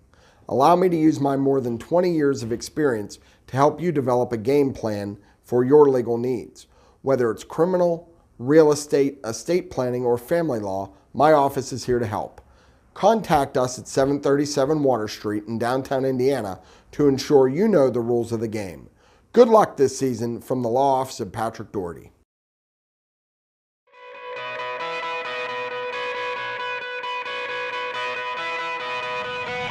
At Diamond Medical Supply, we're always on your team. No matter your sport, you can count on our support. With braces, bandages, biofreeze, and so much more, all to keep you in the game. We're a winning care solution, no matter what you play. Diamond Medical Supply, keeping you healthy this season because we care about care.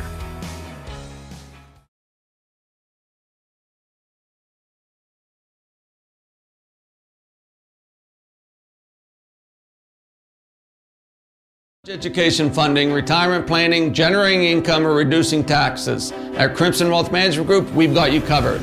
We make it easy for you to make the right decisions by offering you access to a comprehensive array of investment products and wealth management strategies under one roof. One stop for all your financial needs. Crimson Wealth Management Group is committed to helping you pursue your goals, whatever they may be. Stop in and speak with me, Doug Steve, today. You'll be glad you did. Securities and advisory services offered through LPL Financial, member FINRA SIPC. Recently voted best landscaping company in Indiana County, Johnston Nursery Landscaping has been serving the area since 2002 in all phases of landscaping. J&L's primary focus is year-round property maintenance, driveway seal coating, excavation, and wholesale and retail Christmas tree sales. Let J&L take away the hassle of fall leaf cleanup and also help with those fall landscaping projects. It's a great time of year to work on those beautiful home projects. Check them out on Facebook, Johnston Nursery Landscaping. Business happens here, and here, and here. At First Commonwealth, we believe that to be the best bank for the businesses that create strong communities, we need to understand the way they work, see their companies firsthand, meet them face to face, and build a relationship so we can help them build their business.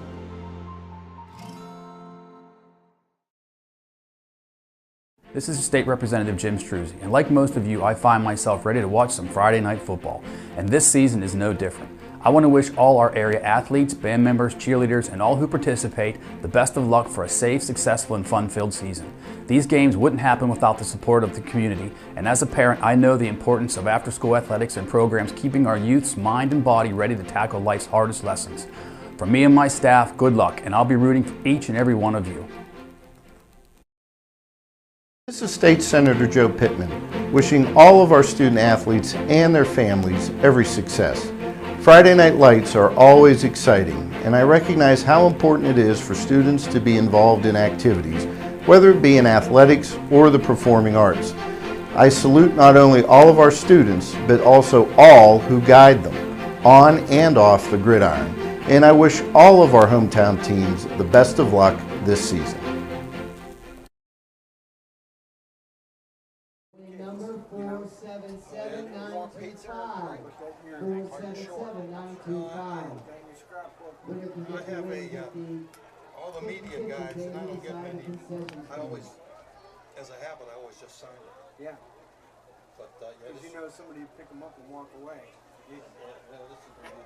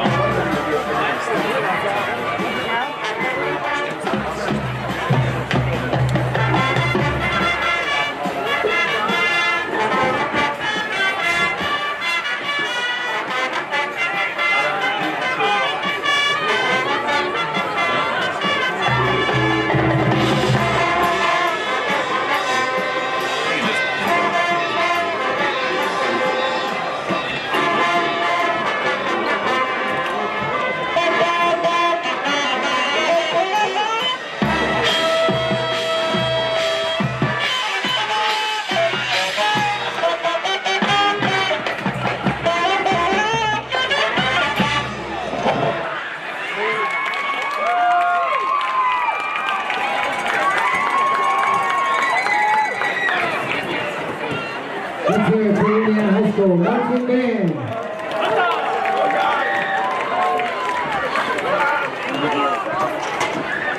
Good evening, ladies and gentlemen, and welcome to the 2022 Indiana Senior High School Homecoming, presented by the Student Government Association. Homecoming is coordinated by Student Government Advisor Mr. Michael Burdick, as well as by Student Government President Caroline Albert and Vice President Kyla Weaver. Mr. Burdick would like to thank Mr. Eric Fishbar for the many hours he spent filming and photographing in the weeks prior to homecoming, as well as for his work behind the scenes tonight. Mr. Burdick would also like to thank Principal Mr. Wade McElhaney, Assistant Principal Mr. Doug Johnson, Secretaries Mrs. Linda Schwartz and Mrs. Stephanie Gallo, Athletic Director Mr. Dan Rowan, Assistant Athletic Director Mr. Scott Shirley, and Marching Band Director Mr. Jason O'Leary for their help and support. On Thursday at the school pep rally, Gavin Homer was crowned the homecoming king. The members of the King's Court included Luca Constantino, Callan Romance, Jacob Rumford, and David Scardino.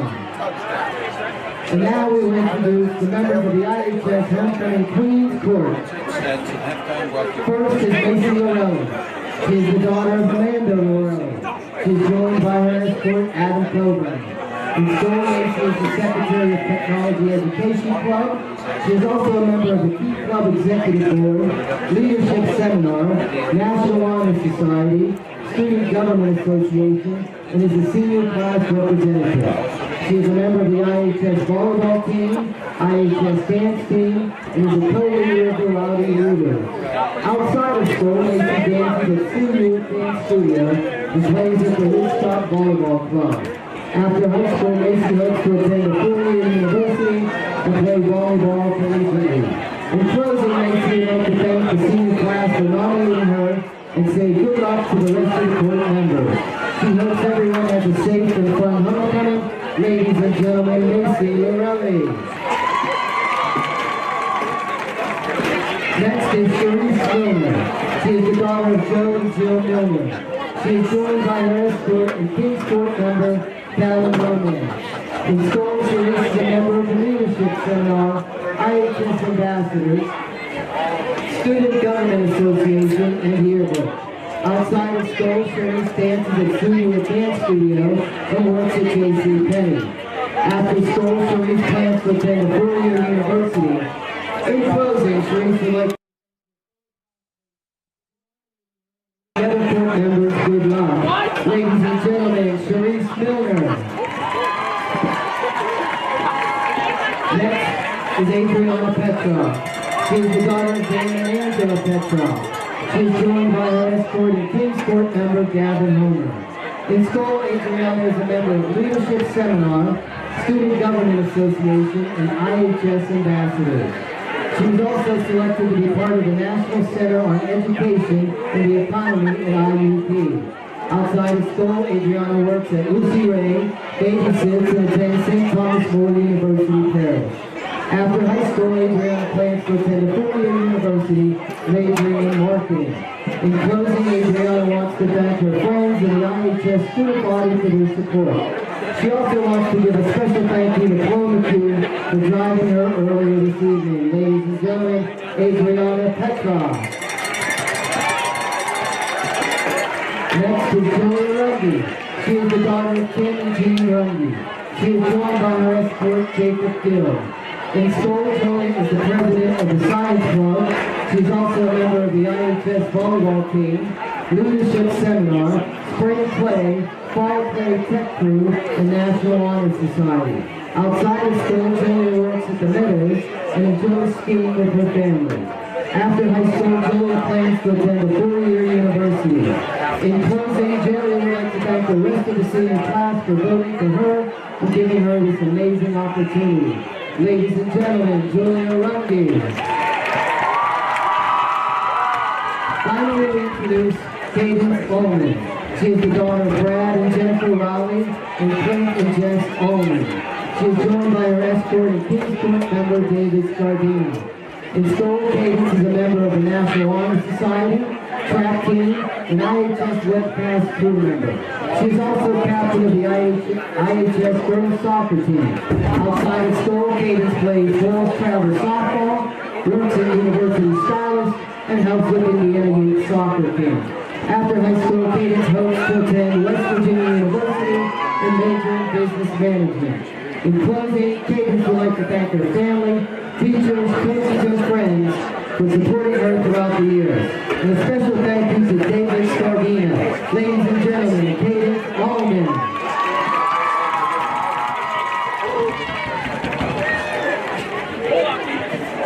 Congratulations to all the court members. Our 2022 homecoming queen will be crowned by last year's homecoming queen, Anna Morgita, joined by Noah Hutt, a member of last year's King's Court. Ladies and gentlemen, your 2022 homecoming queen is Julia Runge. Congratulations to all court members.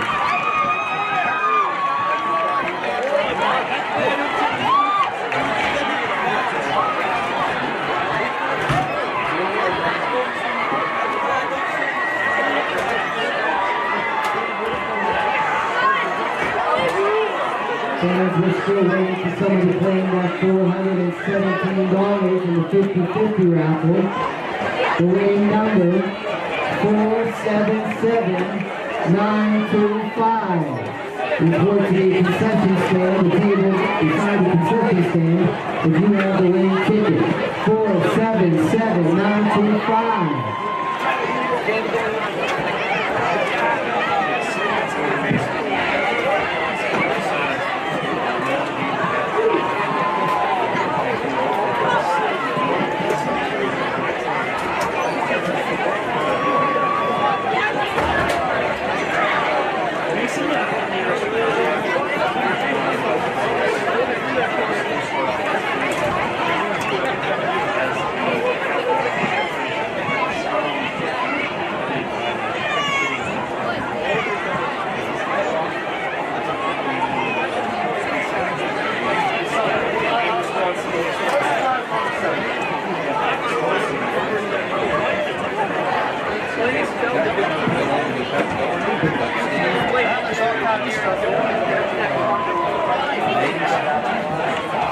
Julia Runge is this year's homecoming queen.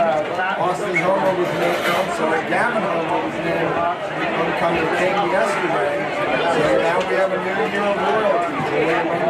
Reminder to fans to stay on the seats following the game for the annual Scott Zella Memorial Award presented to the MVP of today's game.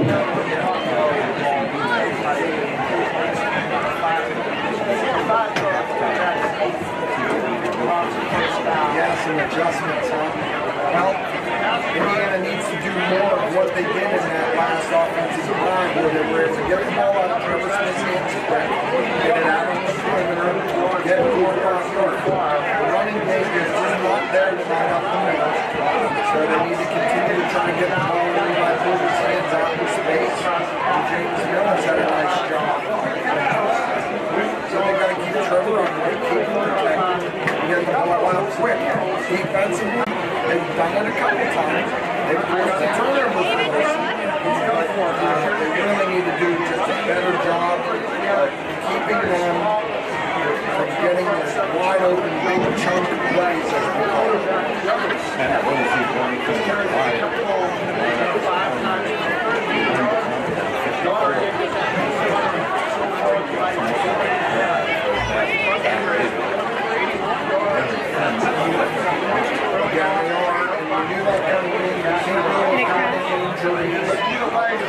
I'm looking here, Josh Nelson is out for lights. They're doing their stretch of the game.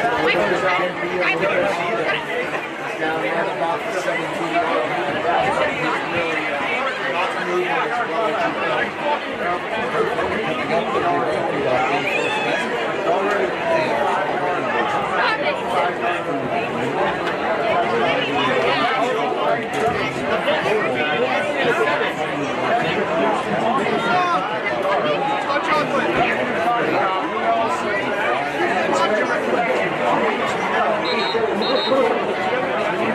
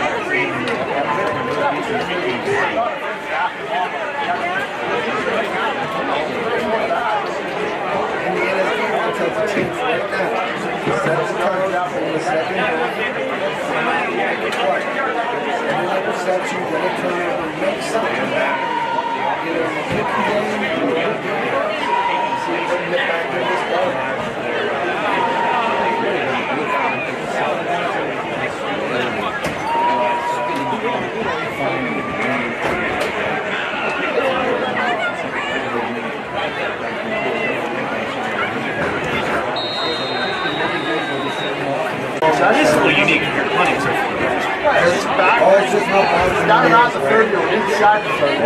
Outside the 30. Fake the hat, a little long for Brown in the end zone. He makes a leaping grab, and he's out of bounds. I'll tell you what.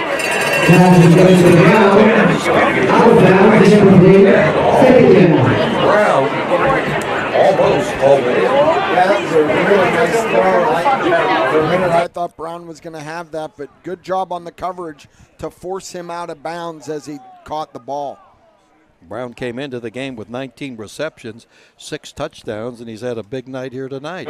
And the screen inside, and it goes to Klein. Klein breaks a couple of tackles, fights his way all the way down inside the 5 to the 3-yard line. 16-yard pickup, and it's goal to go. And Olsen is just picking apart the Indiana defense. Yep, he does whatever he wants right now. I mean, Indiana does not have an answer. The ball resides at the Indiana 2. Just imagine it went from Armstrong was here a moment ago, gave it up, and now they're back again. And they took Olsen, and the pitch goes back to Patton. He turns, he spins, and he's into the end zone for the score. He scored on a 2-yard run, and that was a tough 2 yards.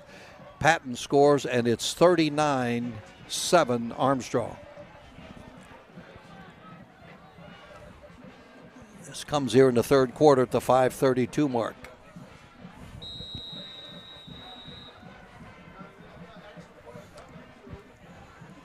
Well, that's because of the short kick and the return. And now Hunter Reed to add the point, and it is good. 40-7 in favor of Armstrong in the third quarter. We'll be back on WDAD 1450, 100.3 FM, and on Renda Digital TV, presented by Bowser Minnick Funeral Home. Give me 60 seconds here, 60 seconds.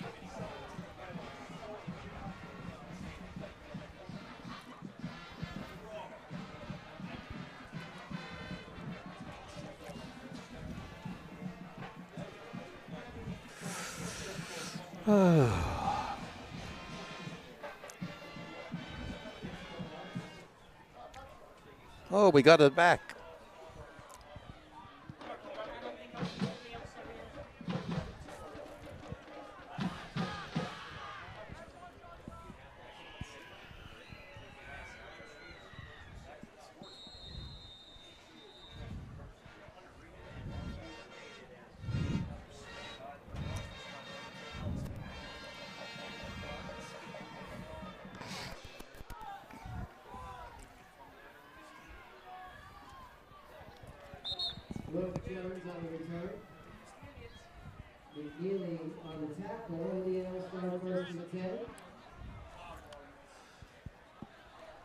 Kickoff by Hunter Reed, 16 yards to the 32 with a 16-yard return. A little better field position anyway for Indiana, who now trails 40-7 in this third quarter game. Yeah, they got to come out right now and just have a drive where they control the ball a little bit, give their defense a break. And a lot of these guys, of course, play both ways. Are going both ways, so not much rest in between. Trevor's going to throw over the middle. It's caught by Kowchuk. It'll be a first down, and he'll go down at the Indiana 44, just over the middle in traffic, a 12-yard pickup.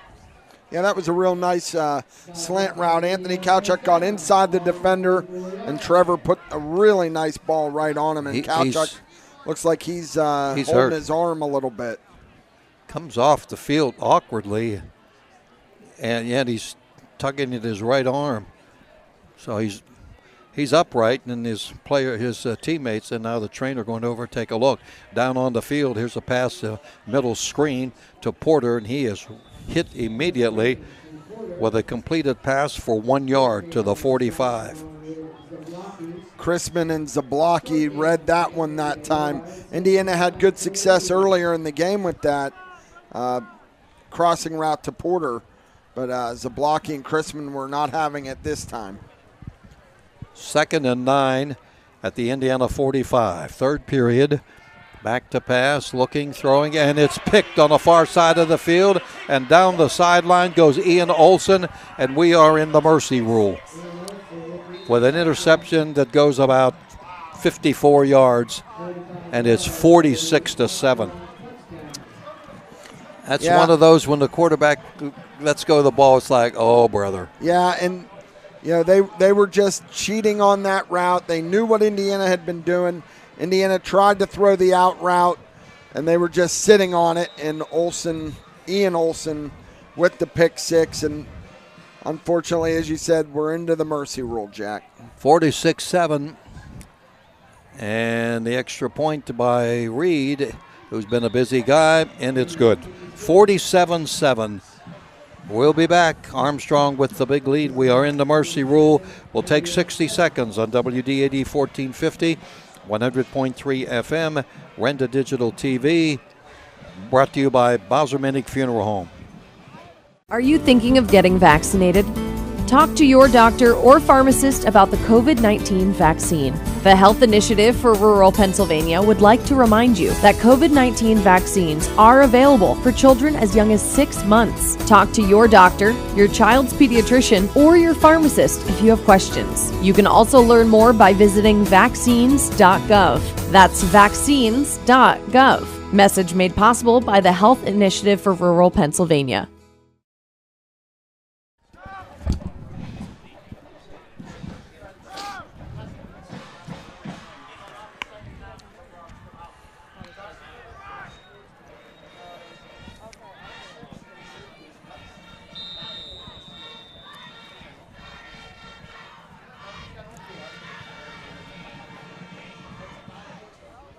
Stepped out of bounds. No, guess not. Should have let it go out of bounds. Yeah.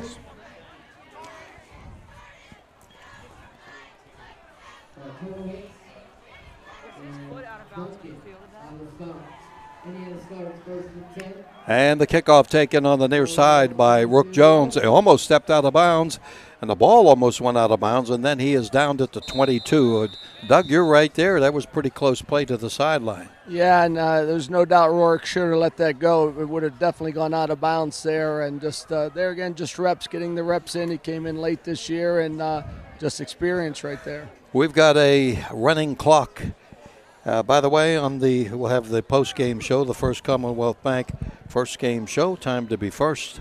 Member FDIC. Hey, Doug, is your voice upset or raspy from all that coaching for your big Pee Wee game tomorrow? Well, you know what? I kind of lost it last week's Pee Wee game on Saturday in the rain, and I've been battling it all week long, but the players better respond tomorrow in that championship game. Ooh, big championship. Yes, sir. Game day. And the handoff, no gain.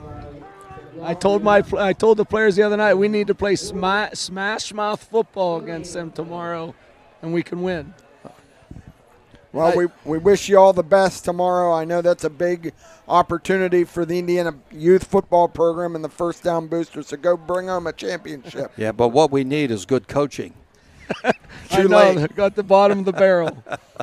Sidecar left, sidecar right. Receivers left and right. Trevor hands the ball off, and on second down, and that's no go.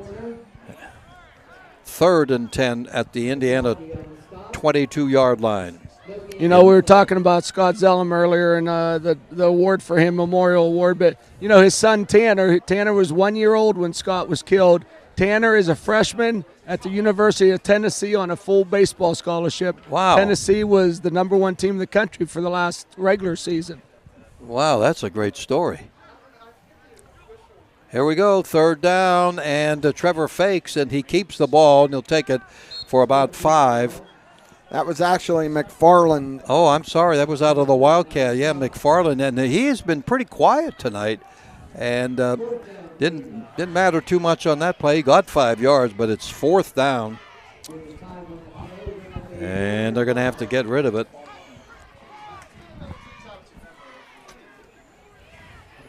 Klein is back. And Olsen. They've got some talent on this Armstrong team. And they're 5-1. Here's Kowchuk with a kick.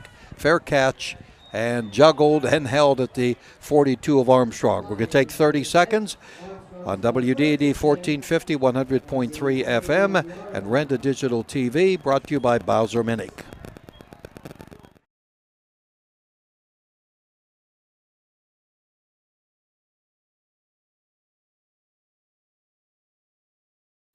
Are you thinking of getting vaccinated? Talk to your doctor or pharmacist about the COVID-19 vaccine. The Health Initiative for Rural Pennsylvania would like to remind you that COVID-19 vaccines are available for children as young as 6 months. Talk to your doctor, your child's pediatrician, or your pharmacist if you have questions. You can also learn more by visiting vaccines.gov. That's vaccines.gov. Message made possible by the Health Initiative for Rural Pennsylvania. And the handoff, and Patton with the ball.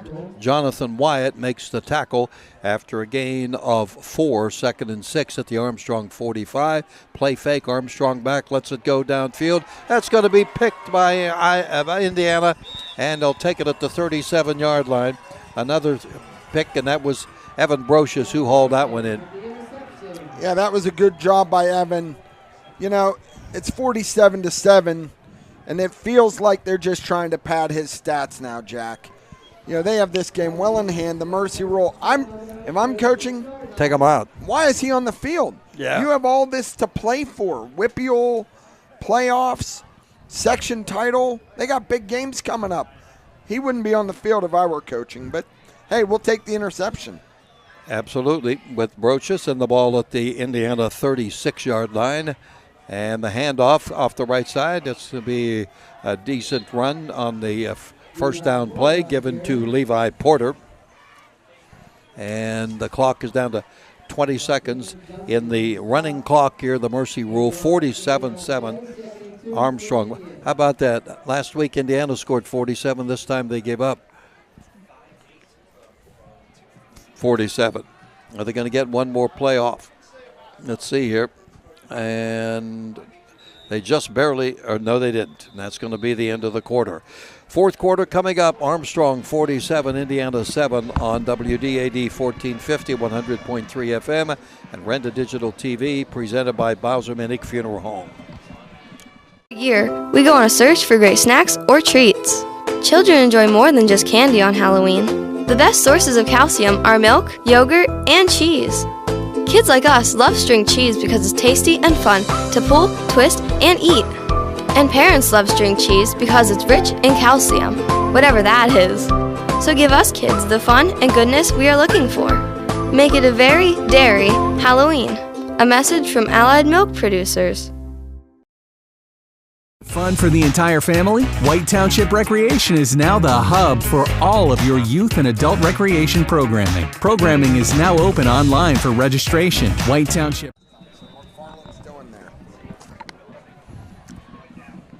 Entire family? White Township Recreation is now the hub for all of your youth and adult recreation programming. Programming is now open online for registration. White Township Rec offers anything from art classes to gymnastics to bowling to boxing, fitness classes, and much, much more. For more information on public skating, including birthday parties and recreation programs, please visit whitetownshiprec.org. That's whitetownshiprec.org. See you at Public Skate, S&T Bank Arena. Has a concussion, apparently, what we're told, And so he's out of there, and Liam McFarland running the team, hands the ball off to Doherty, who gets a first down. Garrison carrying to the 47. On the outside, they try to run Porter. Porter turns the corner, and he will stay inbounds until he reaches the 50-yard line, maybe the 49 here. Running clock, fourth quarter, and the difference is 40 points. And Armstrong has the 40-plus. You know, I was going to tell you guys, the one play that Trevor was right along this sideline when he got hit pretty well about 2 series ago. He lost his mouthpiece, and when he got up, he kind of looked like he was in a little daze, and I kind of thought to myself, maybe someone should check him. Yeah, it was a big hit that he took right there, too. Second down, motion man, McFarland, and doesn't get anything. Cut down at the line of scrimmage by a host of Armstrong tacklers. That'll bring up a third down play, and the ball at the 48-yard line of Indiana.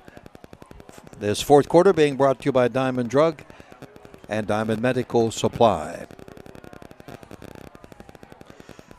Yeah, Indiana just, obviously the running clock, but they want to try to get first downs and keep the ball out of Armstrong's hands. So let's watch with 3 receivers to the left. Pass, dangerously. It's caught at the 50 by Porter. He zigs and zags, but he goes the wrong way. His zag took him back around the line of scrimmage, and his zig didn't work, so it's fourth down. Sometimes you just got to get what you can. He could have gotten 2 or 3 yards if he just puts his head down and goes forward. But Indiana's going to go for it here on 4th and 5. 4th down and 5 at the Armstrong 48. Liam McFarland running the show now in the absence of Trevor Smith, who, of course, missed the game earlier this year because of an injury. And the inside handoff goes to Porter. He is giving ground, and now he reverses, comes to the left side. He's going to be on the move. He's going to get a first down. He's going to get more to 40 to 30, and he's out of bounds near the 20-yard line. You talk about a run. That was something else. That really was. He went all the way. There was nothing there in the jet sweep. He turned in reverse field and came all the way back. And Indiana's got a 1st and 10 at the 23. So that was a good... great run. Yeah, it really was. It was going to be a nothing. It was going to be another loss. So they'll reposition now at the 24-yard line. And a bubble screen over here to James Mill, and he makes the catch, but he's wrapped up immediately. And among those coming over to make the tackle for Armstrong was Marcane Duncan. Sovereign. They've got a lot of underclassmen on this Armstrong team. No gain, 2nd down and 10 at the Armstrong 24. Running clock, we're coming up on 8 minutes to go in the game. 47-7 Armstrong up on top. McFarland waiting for the snap from center as Porter goes in motion, takes the fake. Liam keeps the football to 20, 15, 10, 5. Goal line, touchdown. Liam McFarland, 24 yards for the run. 47-13. Beautiful run. Yeah, it really was. It was just a quarterback lead where the running back goes up it through the hole and Liam follows right behind him, and it was wide open once he broke the first line. That's a way to stop the clock. Score. That's right. Tristan Redinger attempting the extra point. He hit one earlier. Snap in the spot and the kick. It is good. 47-14.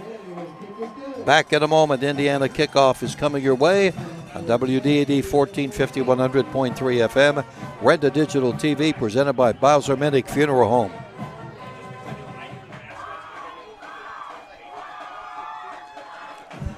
Let's go 60 seconds. 8 plays. Right now at Luther Ford, order your new Ford and lock in 2.9% APR financing for 60 months, no matter when your new vehicle comes in. That's right, order your new vehicle now, and your interest rate is locked in even if rates go up. Just stop in today and drive away in your new vehicle from Luther Ford. Luther Ford, 2 great locations, Homer City and Evansburg. Click on lutherford.com.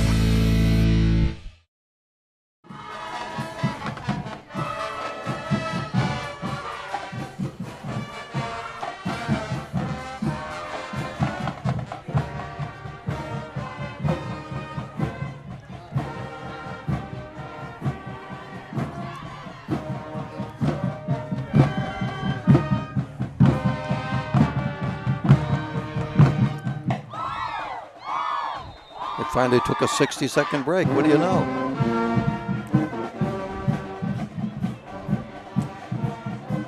And we're back here after the Indiana touchdown.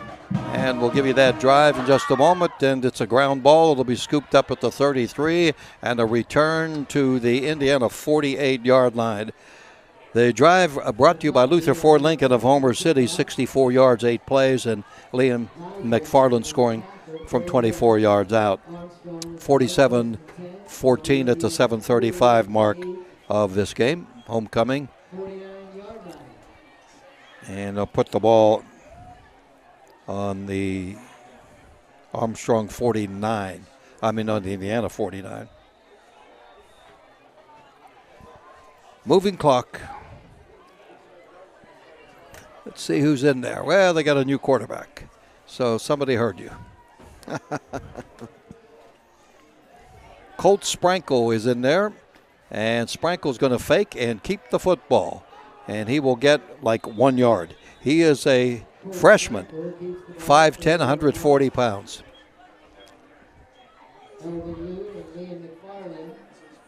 Second down coming up, McFarland making the tackle, 1 yard gain. Post-game show will be brought to you by First Commonwealth Bank, time to be first, and it will include the Good and Associates Good Player of the Game. They've served Indiana since 1955, so they know what it's all about. Handoff, and tumbling into the secondary. And they've got Nick McNeely in there as a runner. Correction. No, that was Phoenix Waikup. Another look at the freshmen are on this roster. Yeah, and they're getting them some playing time. And trips right, split receiver left, sidecar left, third down to about 2. The handoff not going to happen, and the Indiana defense all over the place to stop the runner Waikup. Looked like Alvin Liu. That's the first time we've called his name tonight. Yeah, I think so. Yeah. Yeah, he made the tackle. Fourth down, and they're going to bring in the punting unit with 5:35 to go. Try to get Indiana backed up in their own territory. Brocious going back to position himself around the 10-yard line. Is that Olsen in there as the blocking back? Yeah, he's their personal protector. Jeez, I think I'd protect him on the bench. And it's going to roll through the end zone, touchback.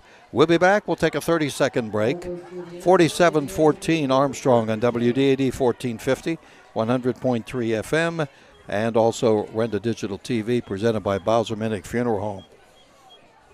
Shannon Lipniskus, Hutton Blues Insurance of Indiana, is proud to support high school football. I'm Jay Blues. You can't beat football season, and when it comes to your insurance needs, you won't beat the service we provide at Hutton Blues Insurance. Our family business has served Indiana and the surrounding counties for more than 3 decades. Once you do business with Hutton Blues Insurance, we'll make you a customer for life. So best of luck, area teams, from your friends at Hutton Blues Insurance in Indiana.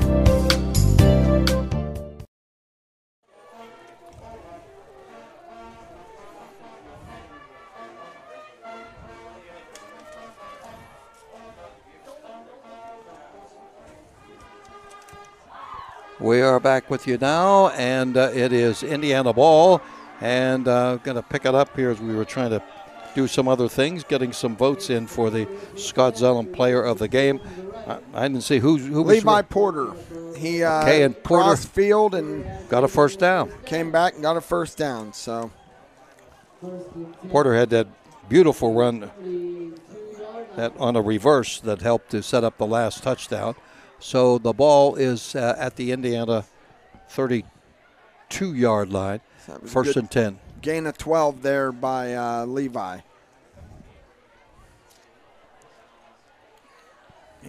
Indiana getting the play from the bench.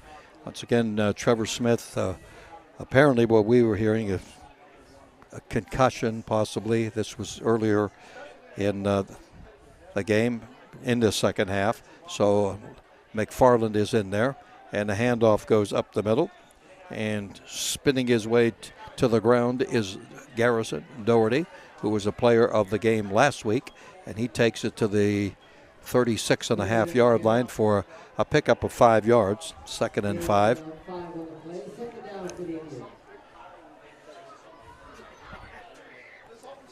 Second down, 5 yards to go. The clock has been on a rolling mercy rule clock since near the end of the third quarter, and it now is rolling at 3:15 in the game. 47-14 Armstrong looking for their 6th win of the year. Porter coming in motion, and now McFarland keeps the football, goes right, goes left, finds his way into a first down territory, and takes it up to the 47-yard line. Yeah, that's, obviously Armstrong has some substitutes in, but that was a good, tough run by Liam McFarland. Going to put it at the nose of the football at the Indiana 48. All kind of wholesale changes for Armstrong, and they have too many men on the field. We haven't had a whole lot of penalties, No, have I we? believe we had the offsetting penalties. We had one illegal motion by Armstrong, and I think Armstrong's going to call a timeout. Okay, we need commercial time. We'll be back on WDAD 1450, 100.3 FM, and Renda Digital TV, presented by Bowser Minnick Funeral Home. One of the coolest new products in the market, or maybe looking for that unique Christmas present? Psst, it will cure your pain at the pump. SeaWorld Satellites is now offering the Go Express e-bike, made for the urban commuter and weekend adventurer, combining city cruising and all-terrain riding. From pavement to hills, streets to sand, take your Go Express bike to your next meeting or exploration. This e-bike can run up to 18 miles in electric mode. To look at or take a test ride, come to SeaWorld Satellites on Wayne Avenue in Indiana.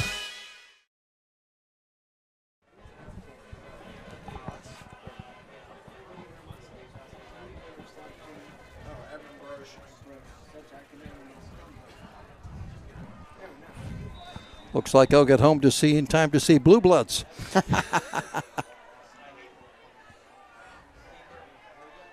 There you go.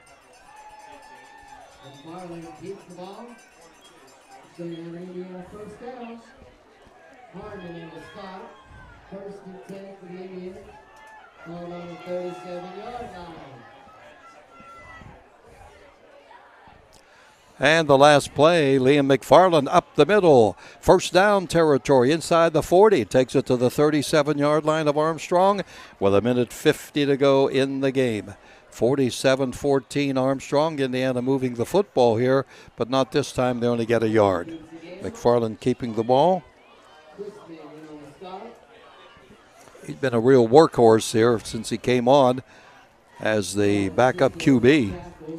Yeah, and, he plays both ways. He was playing as a wide receiver as well, and they just moved him inside, and so now they put Brocious in at the other wide receiver to replace him. Brocious is a slot man to the left with us. Should be second down, shouldn't it? Yes. Yeah, it is second down, 2nd and 9. Handoff goes to Porter, can't go inside, stutters his way, gives up ground, and this time he's not going to make anything. They gang tackle him, and no gain on the play. Again, I understand because he has that big play ability, but every once in a while you got to just put your foot in the ground, get what they're giving you, and live to play another down. And that down is coming up now at the 38-yard line of Armstrong in the closing 30 seconds of the homecoming game. With Armstrong going to be 6-1. Indiana will drop below the 500 mark. And now on a 3rd down and 11, McFarland rolls to the left. He wants the pass. He sets up, and the ball is slapped away, incomplete. And coming over to make the play for Armstrong, and the last play of the game apparently was Evan Slitzel. And so the time runs out on the mercy rule, and the game is over. And Armstrong comes away with a win, 47-14 over Indiana. We'll be back in a moment. We have the post game coming up on WDAD 1450 100.3 FM, Renda Digital TV, brought to you by Bowser Minnick Funeral Home, celebrating each life as uniquely as it was lived. We'll be back. Post game coming up. Business happens here, and here, and here. At First Commonwealth, we believe that to be the best bank for the businesses that create strong communities, we need to understand the way they work, see their companies firsthand, meet them face to face, and build a relationship so we can help them build their business. At IRMC, we have all of the necessary pieces in place to perform complex operations, including highly skilled and specially trained surgeons, their support team of experts, and advanced technology like the Da Vinci robotic surgical system. As a result, patients spend less time in the hospital, recover faster, and get treated close to home. So there's no reason to puzzle over where you should get your surgical care. The answer is right here at IRMC.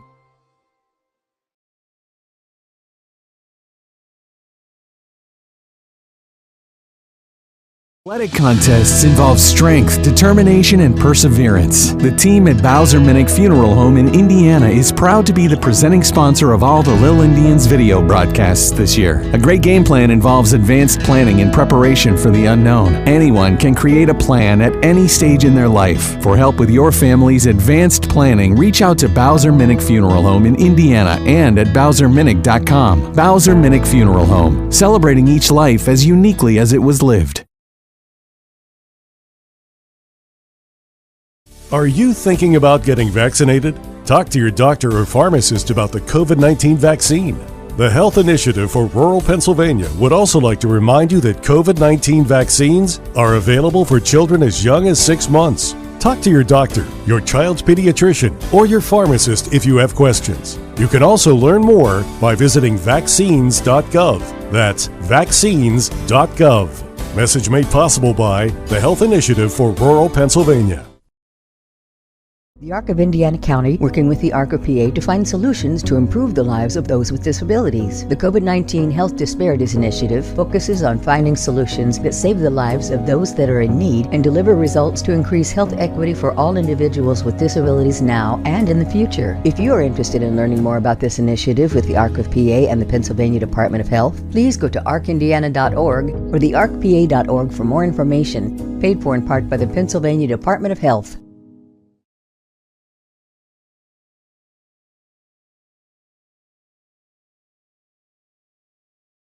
The leader of that defense, and it's hard when it's 47-14, but this award is more than football. This is about a human that gave his life for our country. Exactly right.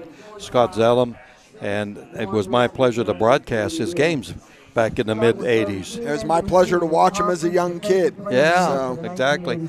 And my dear friend Bill Betts and I covered the games in those days.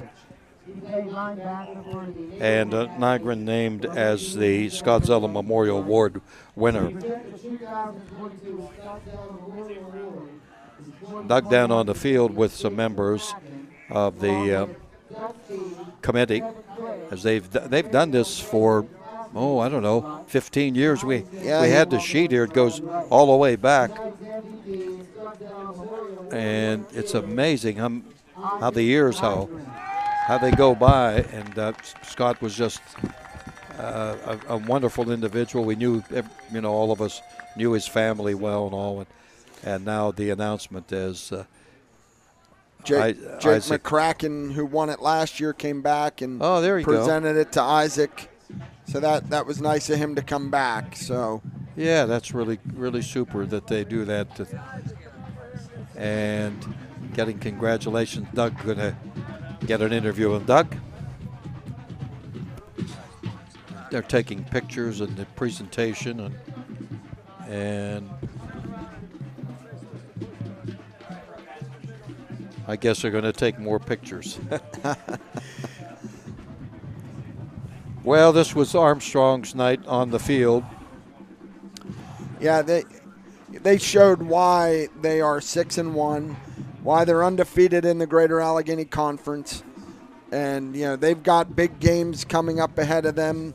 They still have to play Highlands, they still have to play Mars, so they got a lot of work cut out for them. But if they play like they did tonight, and Caden Olson continues to do what he does, it's going to be a tremendous opportunity for Armstrong moving forward.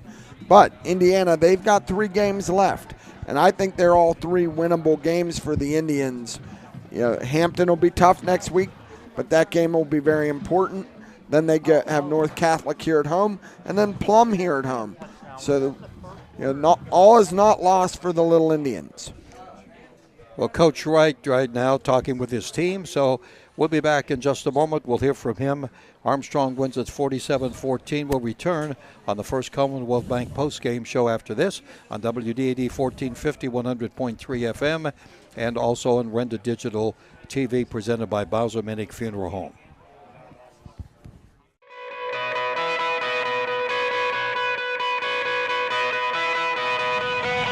At Diamond Medical Supply, we're always on your team. No matter your sport, you can count on our support. With braces, bandages, BioFreeze, and so much more, all to keep you in the game. We're a winning care solution, no matter what you play. Diamond Medical Supply, keeping you healthy this season because we care about care. Meet the Berkshire Hathaway team. The quarterback, Tom Moreau. In football, to be successful, you have to have the talent, the right game plan, and be able to execute it. In real estate, whether you are buying or selling, Berkshire Hathaway always has the right game plan for you. Hi, I'm Tom Moreau from Berkshire Hathaway. Our experienced team at Berkshire will help you cross the goal line if you need to sell or you're in the market to buy. The face of integrity, passion, and experience. Berkshire Hathaway, 200 South 7th Street, Indiana, and online, thepreferredrealty.com. The Coney Island Restaurant wishes all the Indiana football teams the best of luck this season. The Coney is proud to say it has served the Indiana community for over 88 years. The Coney is a full-service restaurant with indoor and outdoor dining. The Coney also has full banquet facilities for whatever function you're planning. Visit the Coney website at theconey.com. The Coney, 642 Philadelphia Street in the heart of downtown Indiana.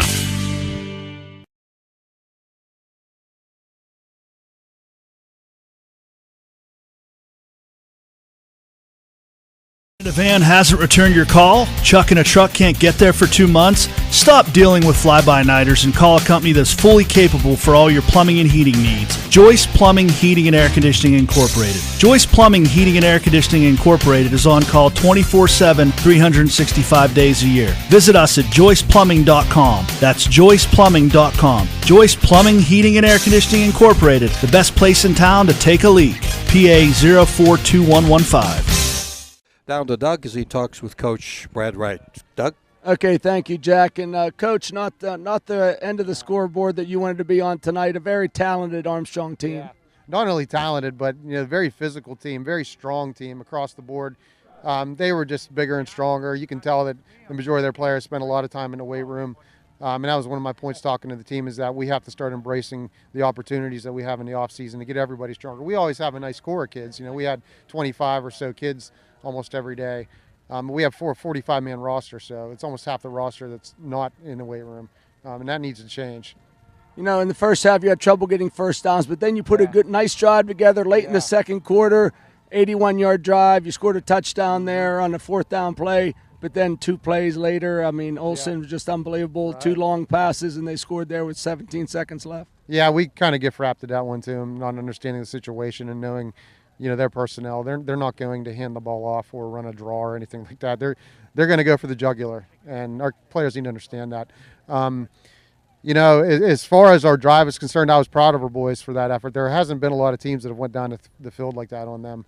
So we showed some signs of promise, and then to turn around and just have the lack of mental awareness about the game situation is disappointing. That was something to build off of, and we missed the opportunity.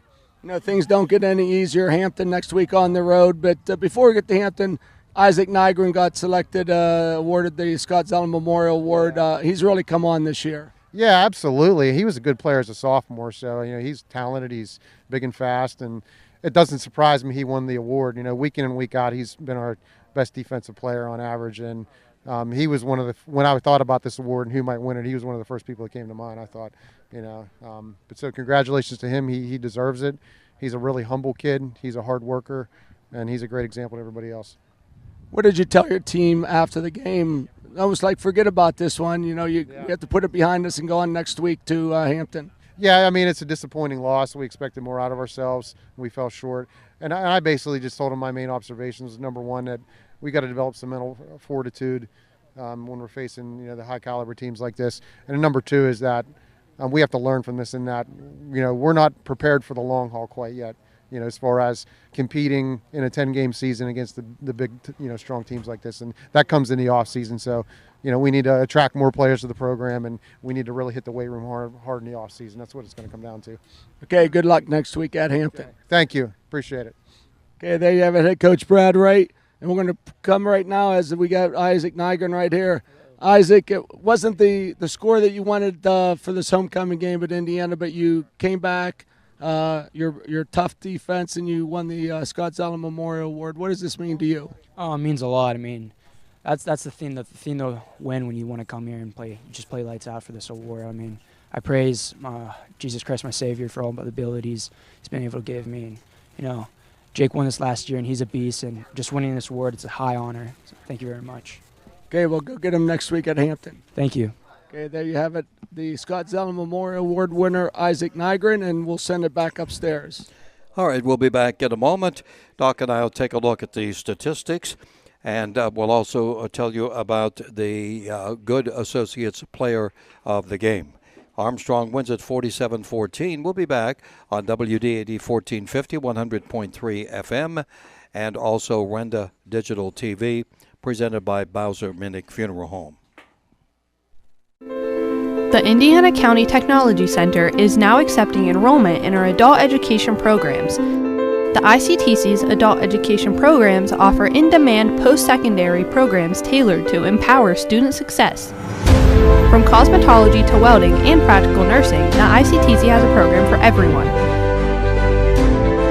Indiana County Technology Center, empowering tomorrow's workforce.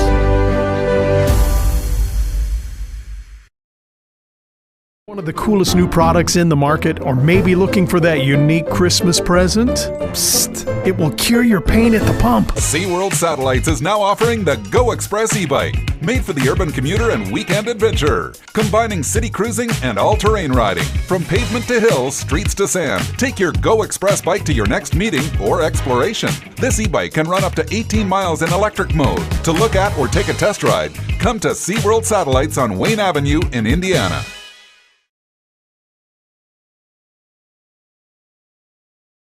Contests involve strength, determination, and perseverance. The team at Beyond the Sunset Pet Crematory in Indiana understands the importance of those qualities and is proud to be a presenting sponsor of all the Lil Indians video broadcasts this year. The team at Beyond the Sunset can guide your family in creating a meaningful ceremony to honor the life and memory of a beloved pet. When you need help with this celebration, you can find them online at beyondthesunsetpets.com, helping families and friends honor their loved one. Here, we go on a search for great snacks or treats. Children enjoy more than just candy on Halloween. The best sources of calcium are milk, yogurt, and cheese. Kids like us love string cheese because it's tasty and fun to pull, twist, and eat. And parents love string cheese because it's rich in calcium, whatever that is. So give us kids the fun and goodness we are looking for. Make it a very dairy Halloween. A message from Allied Milk Producers.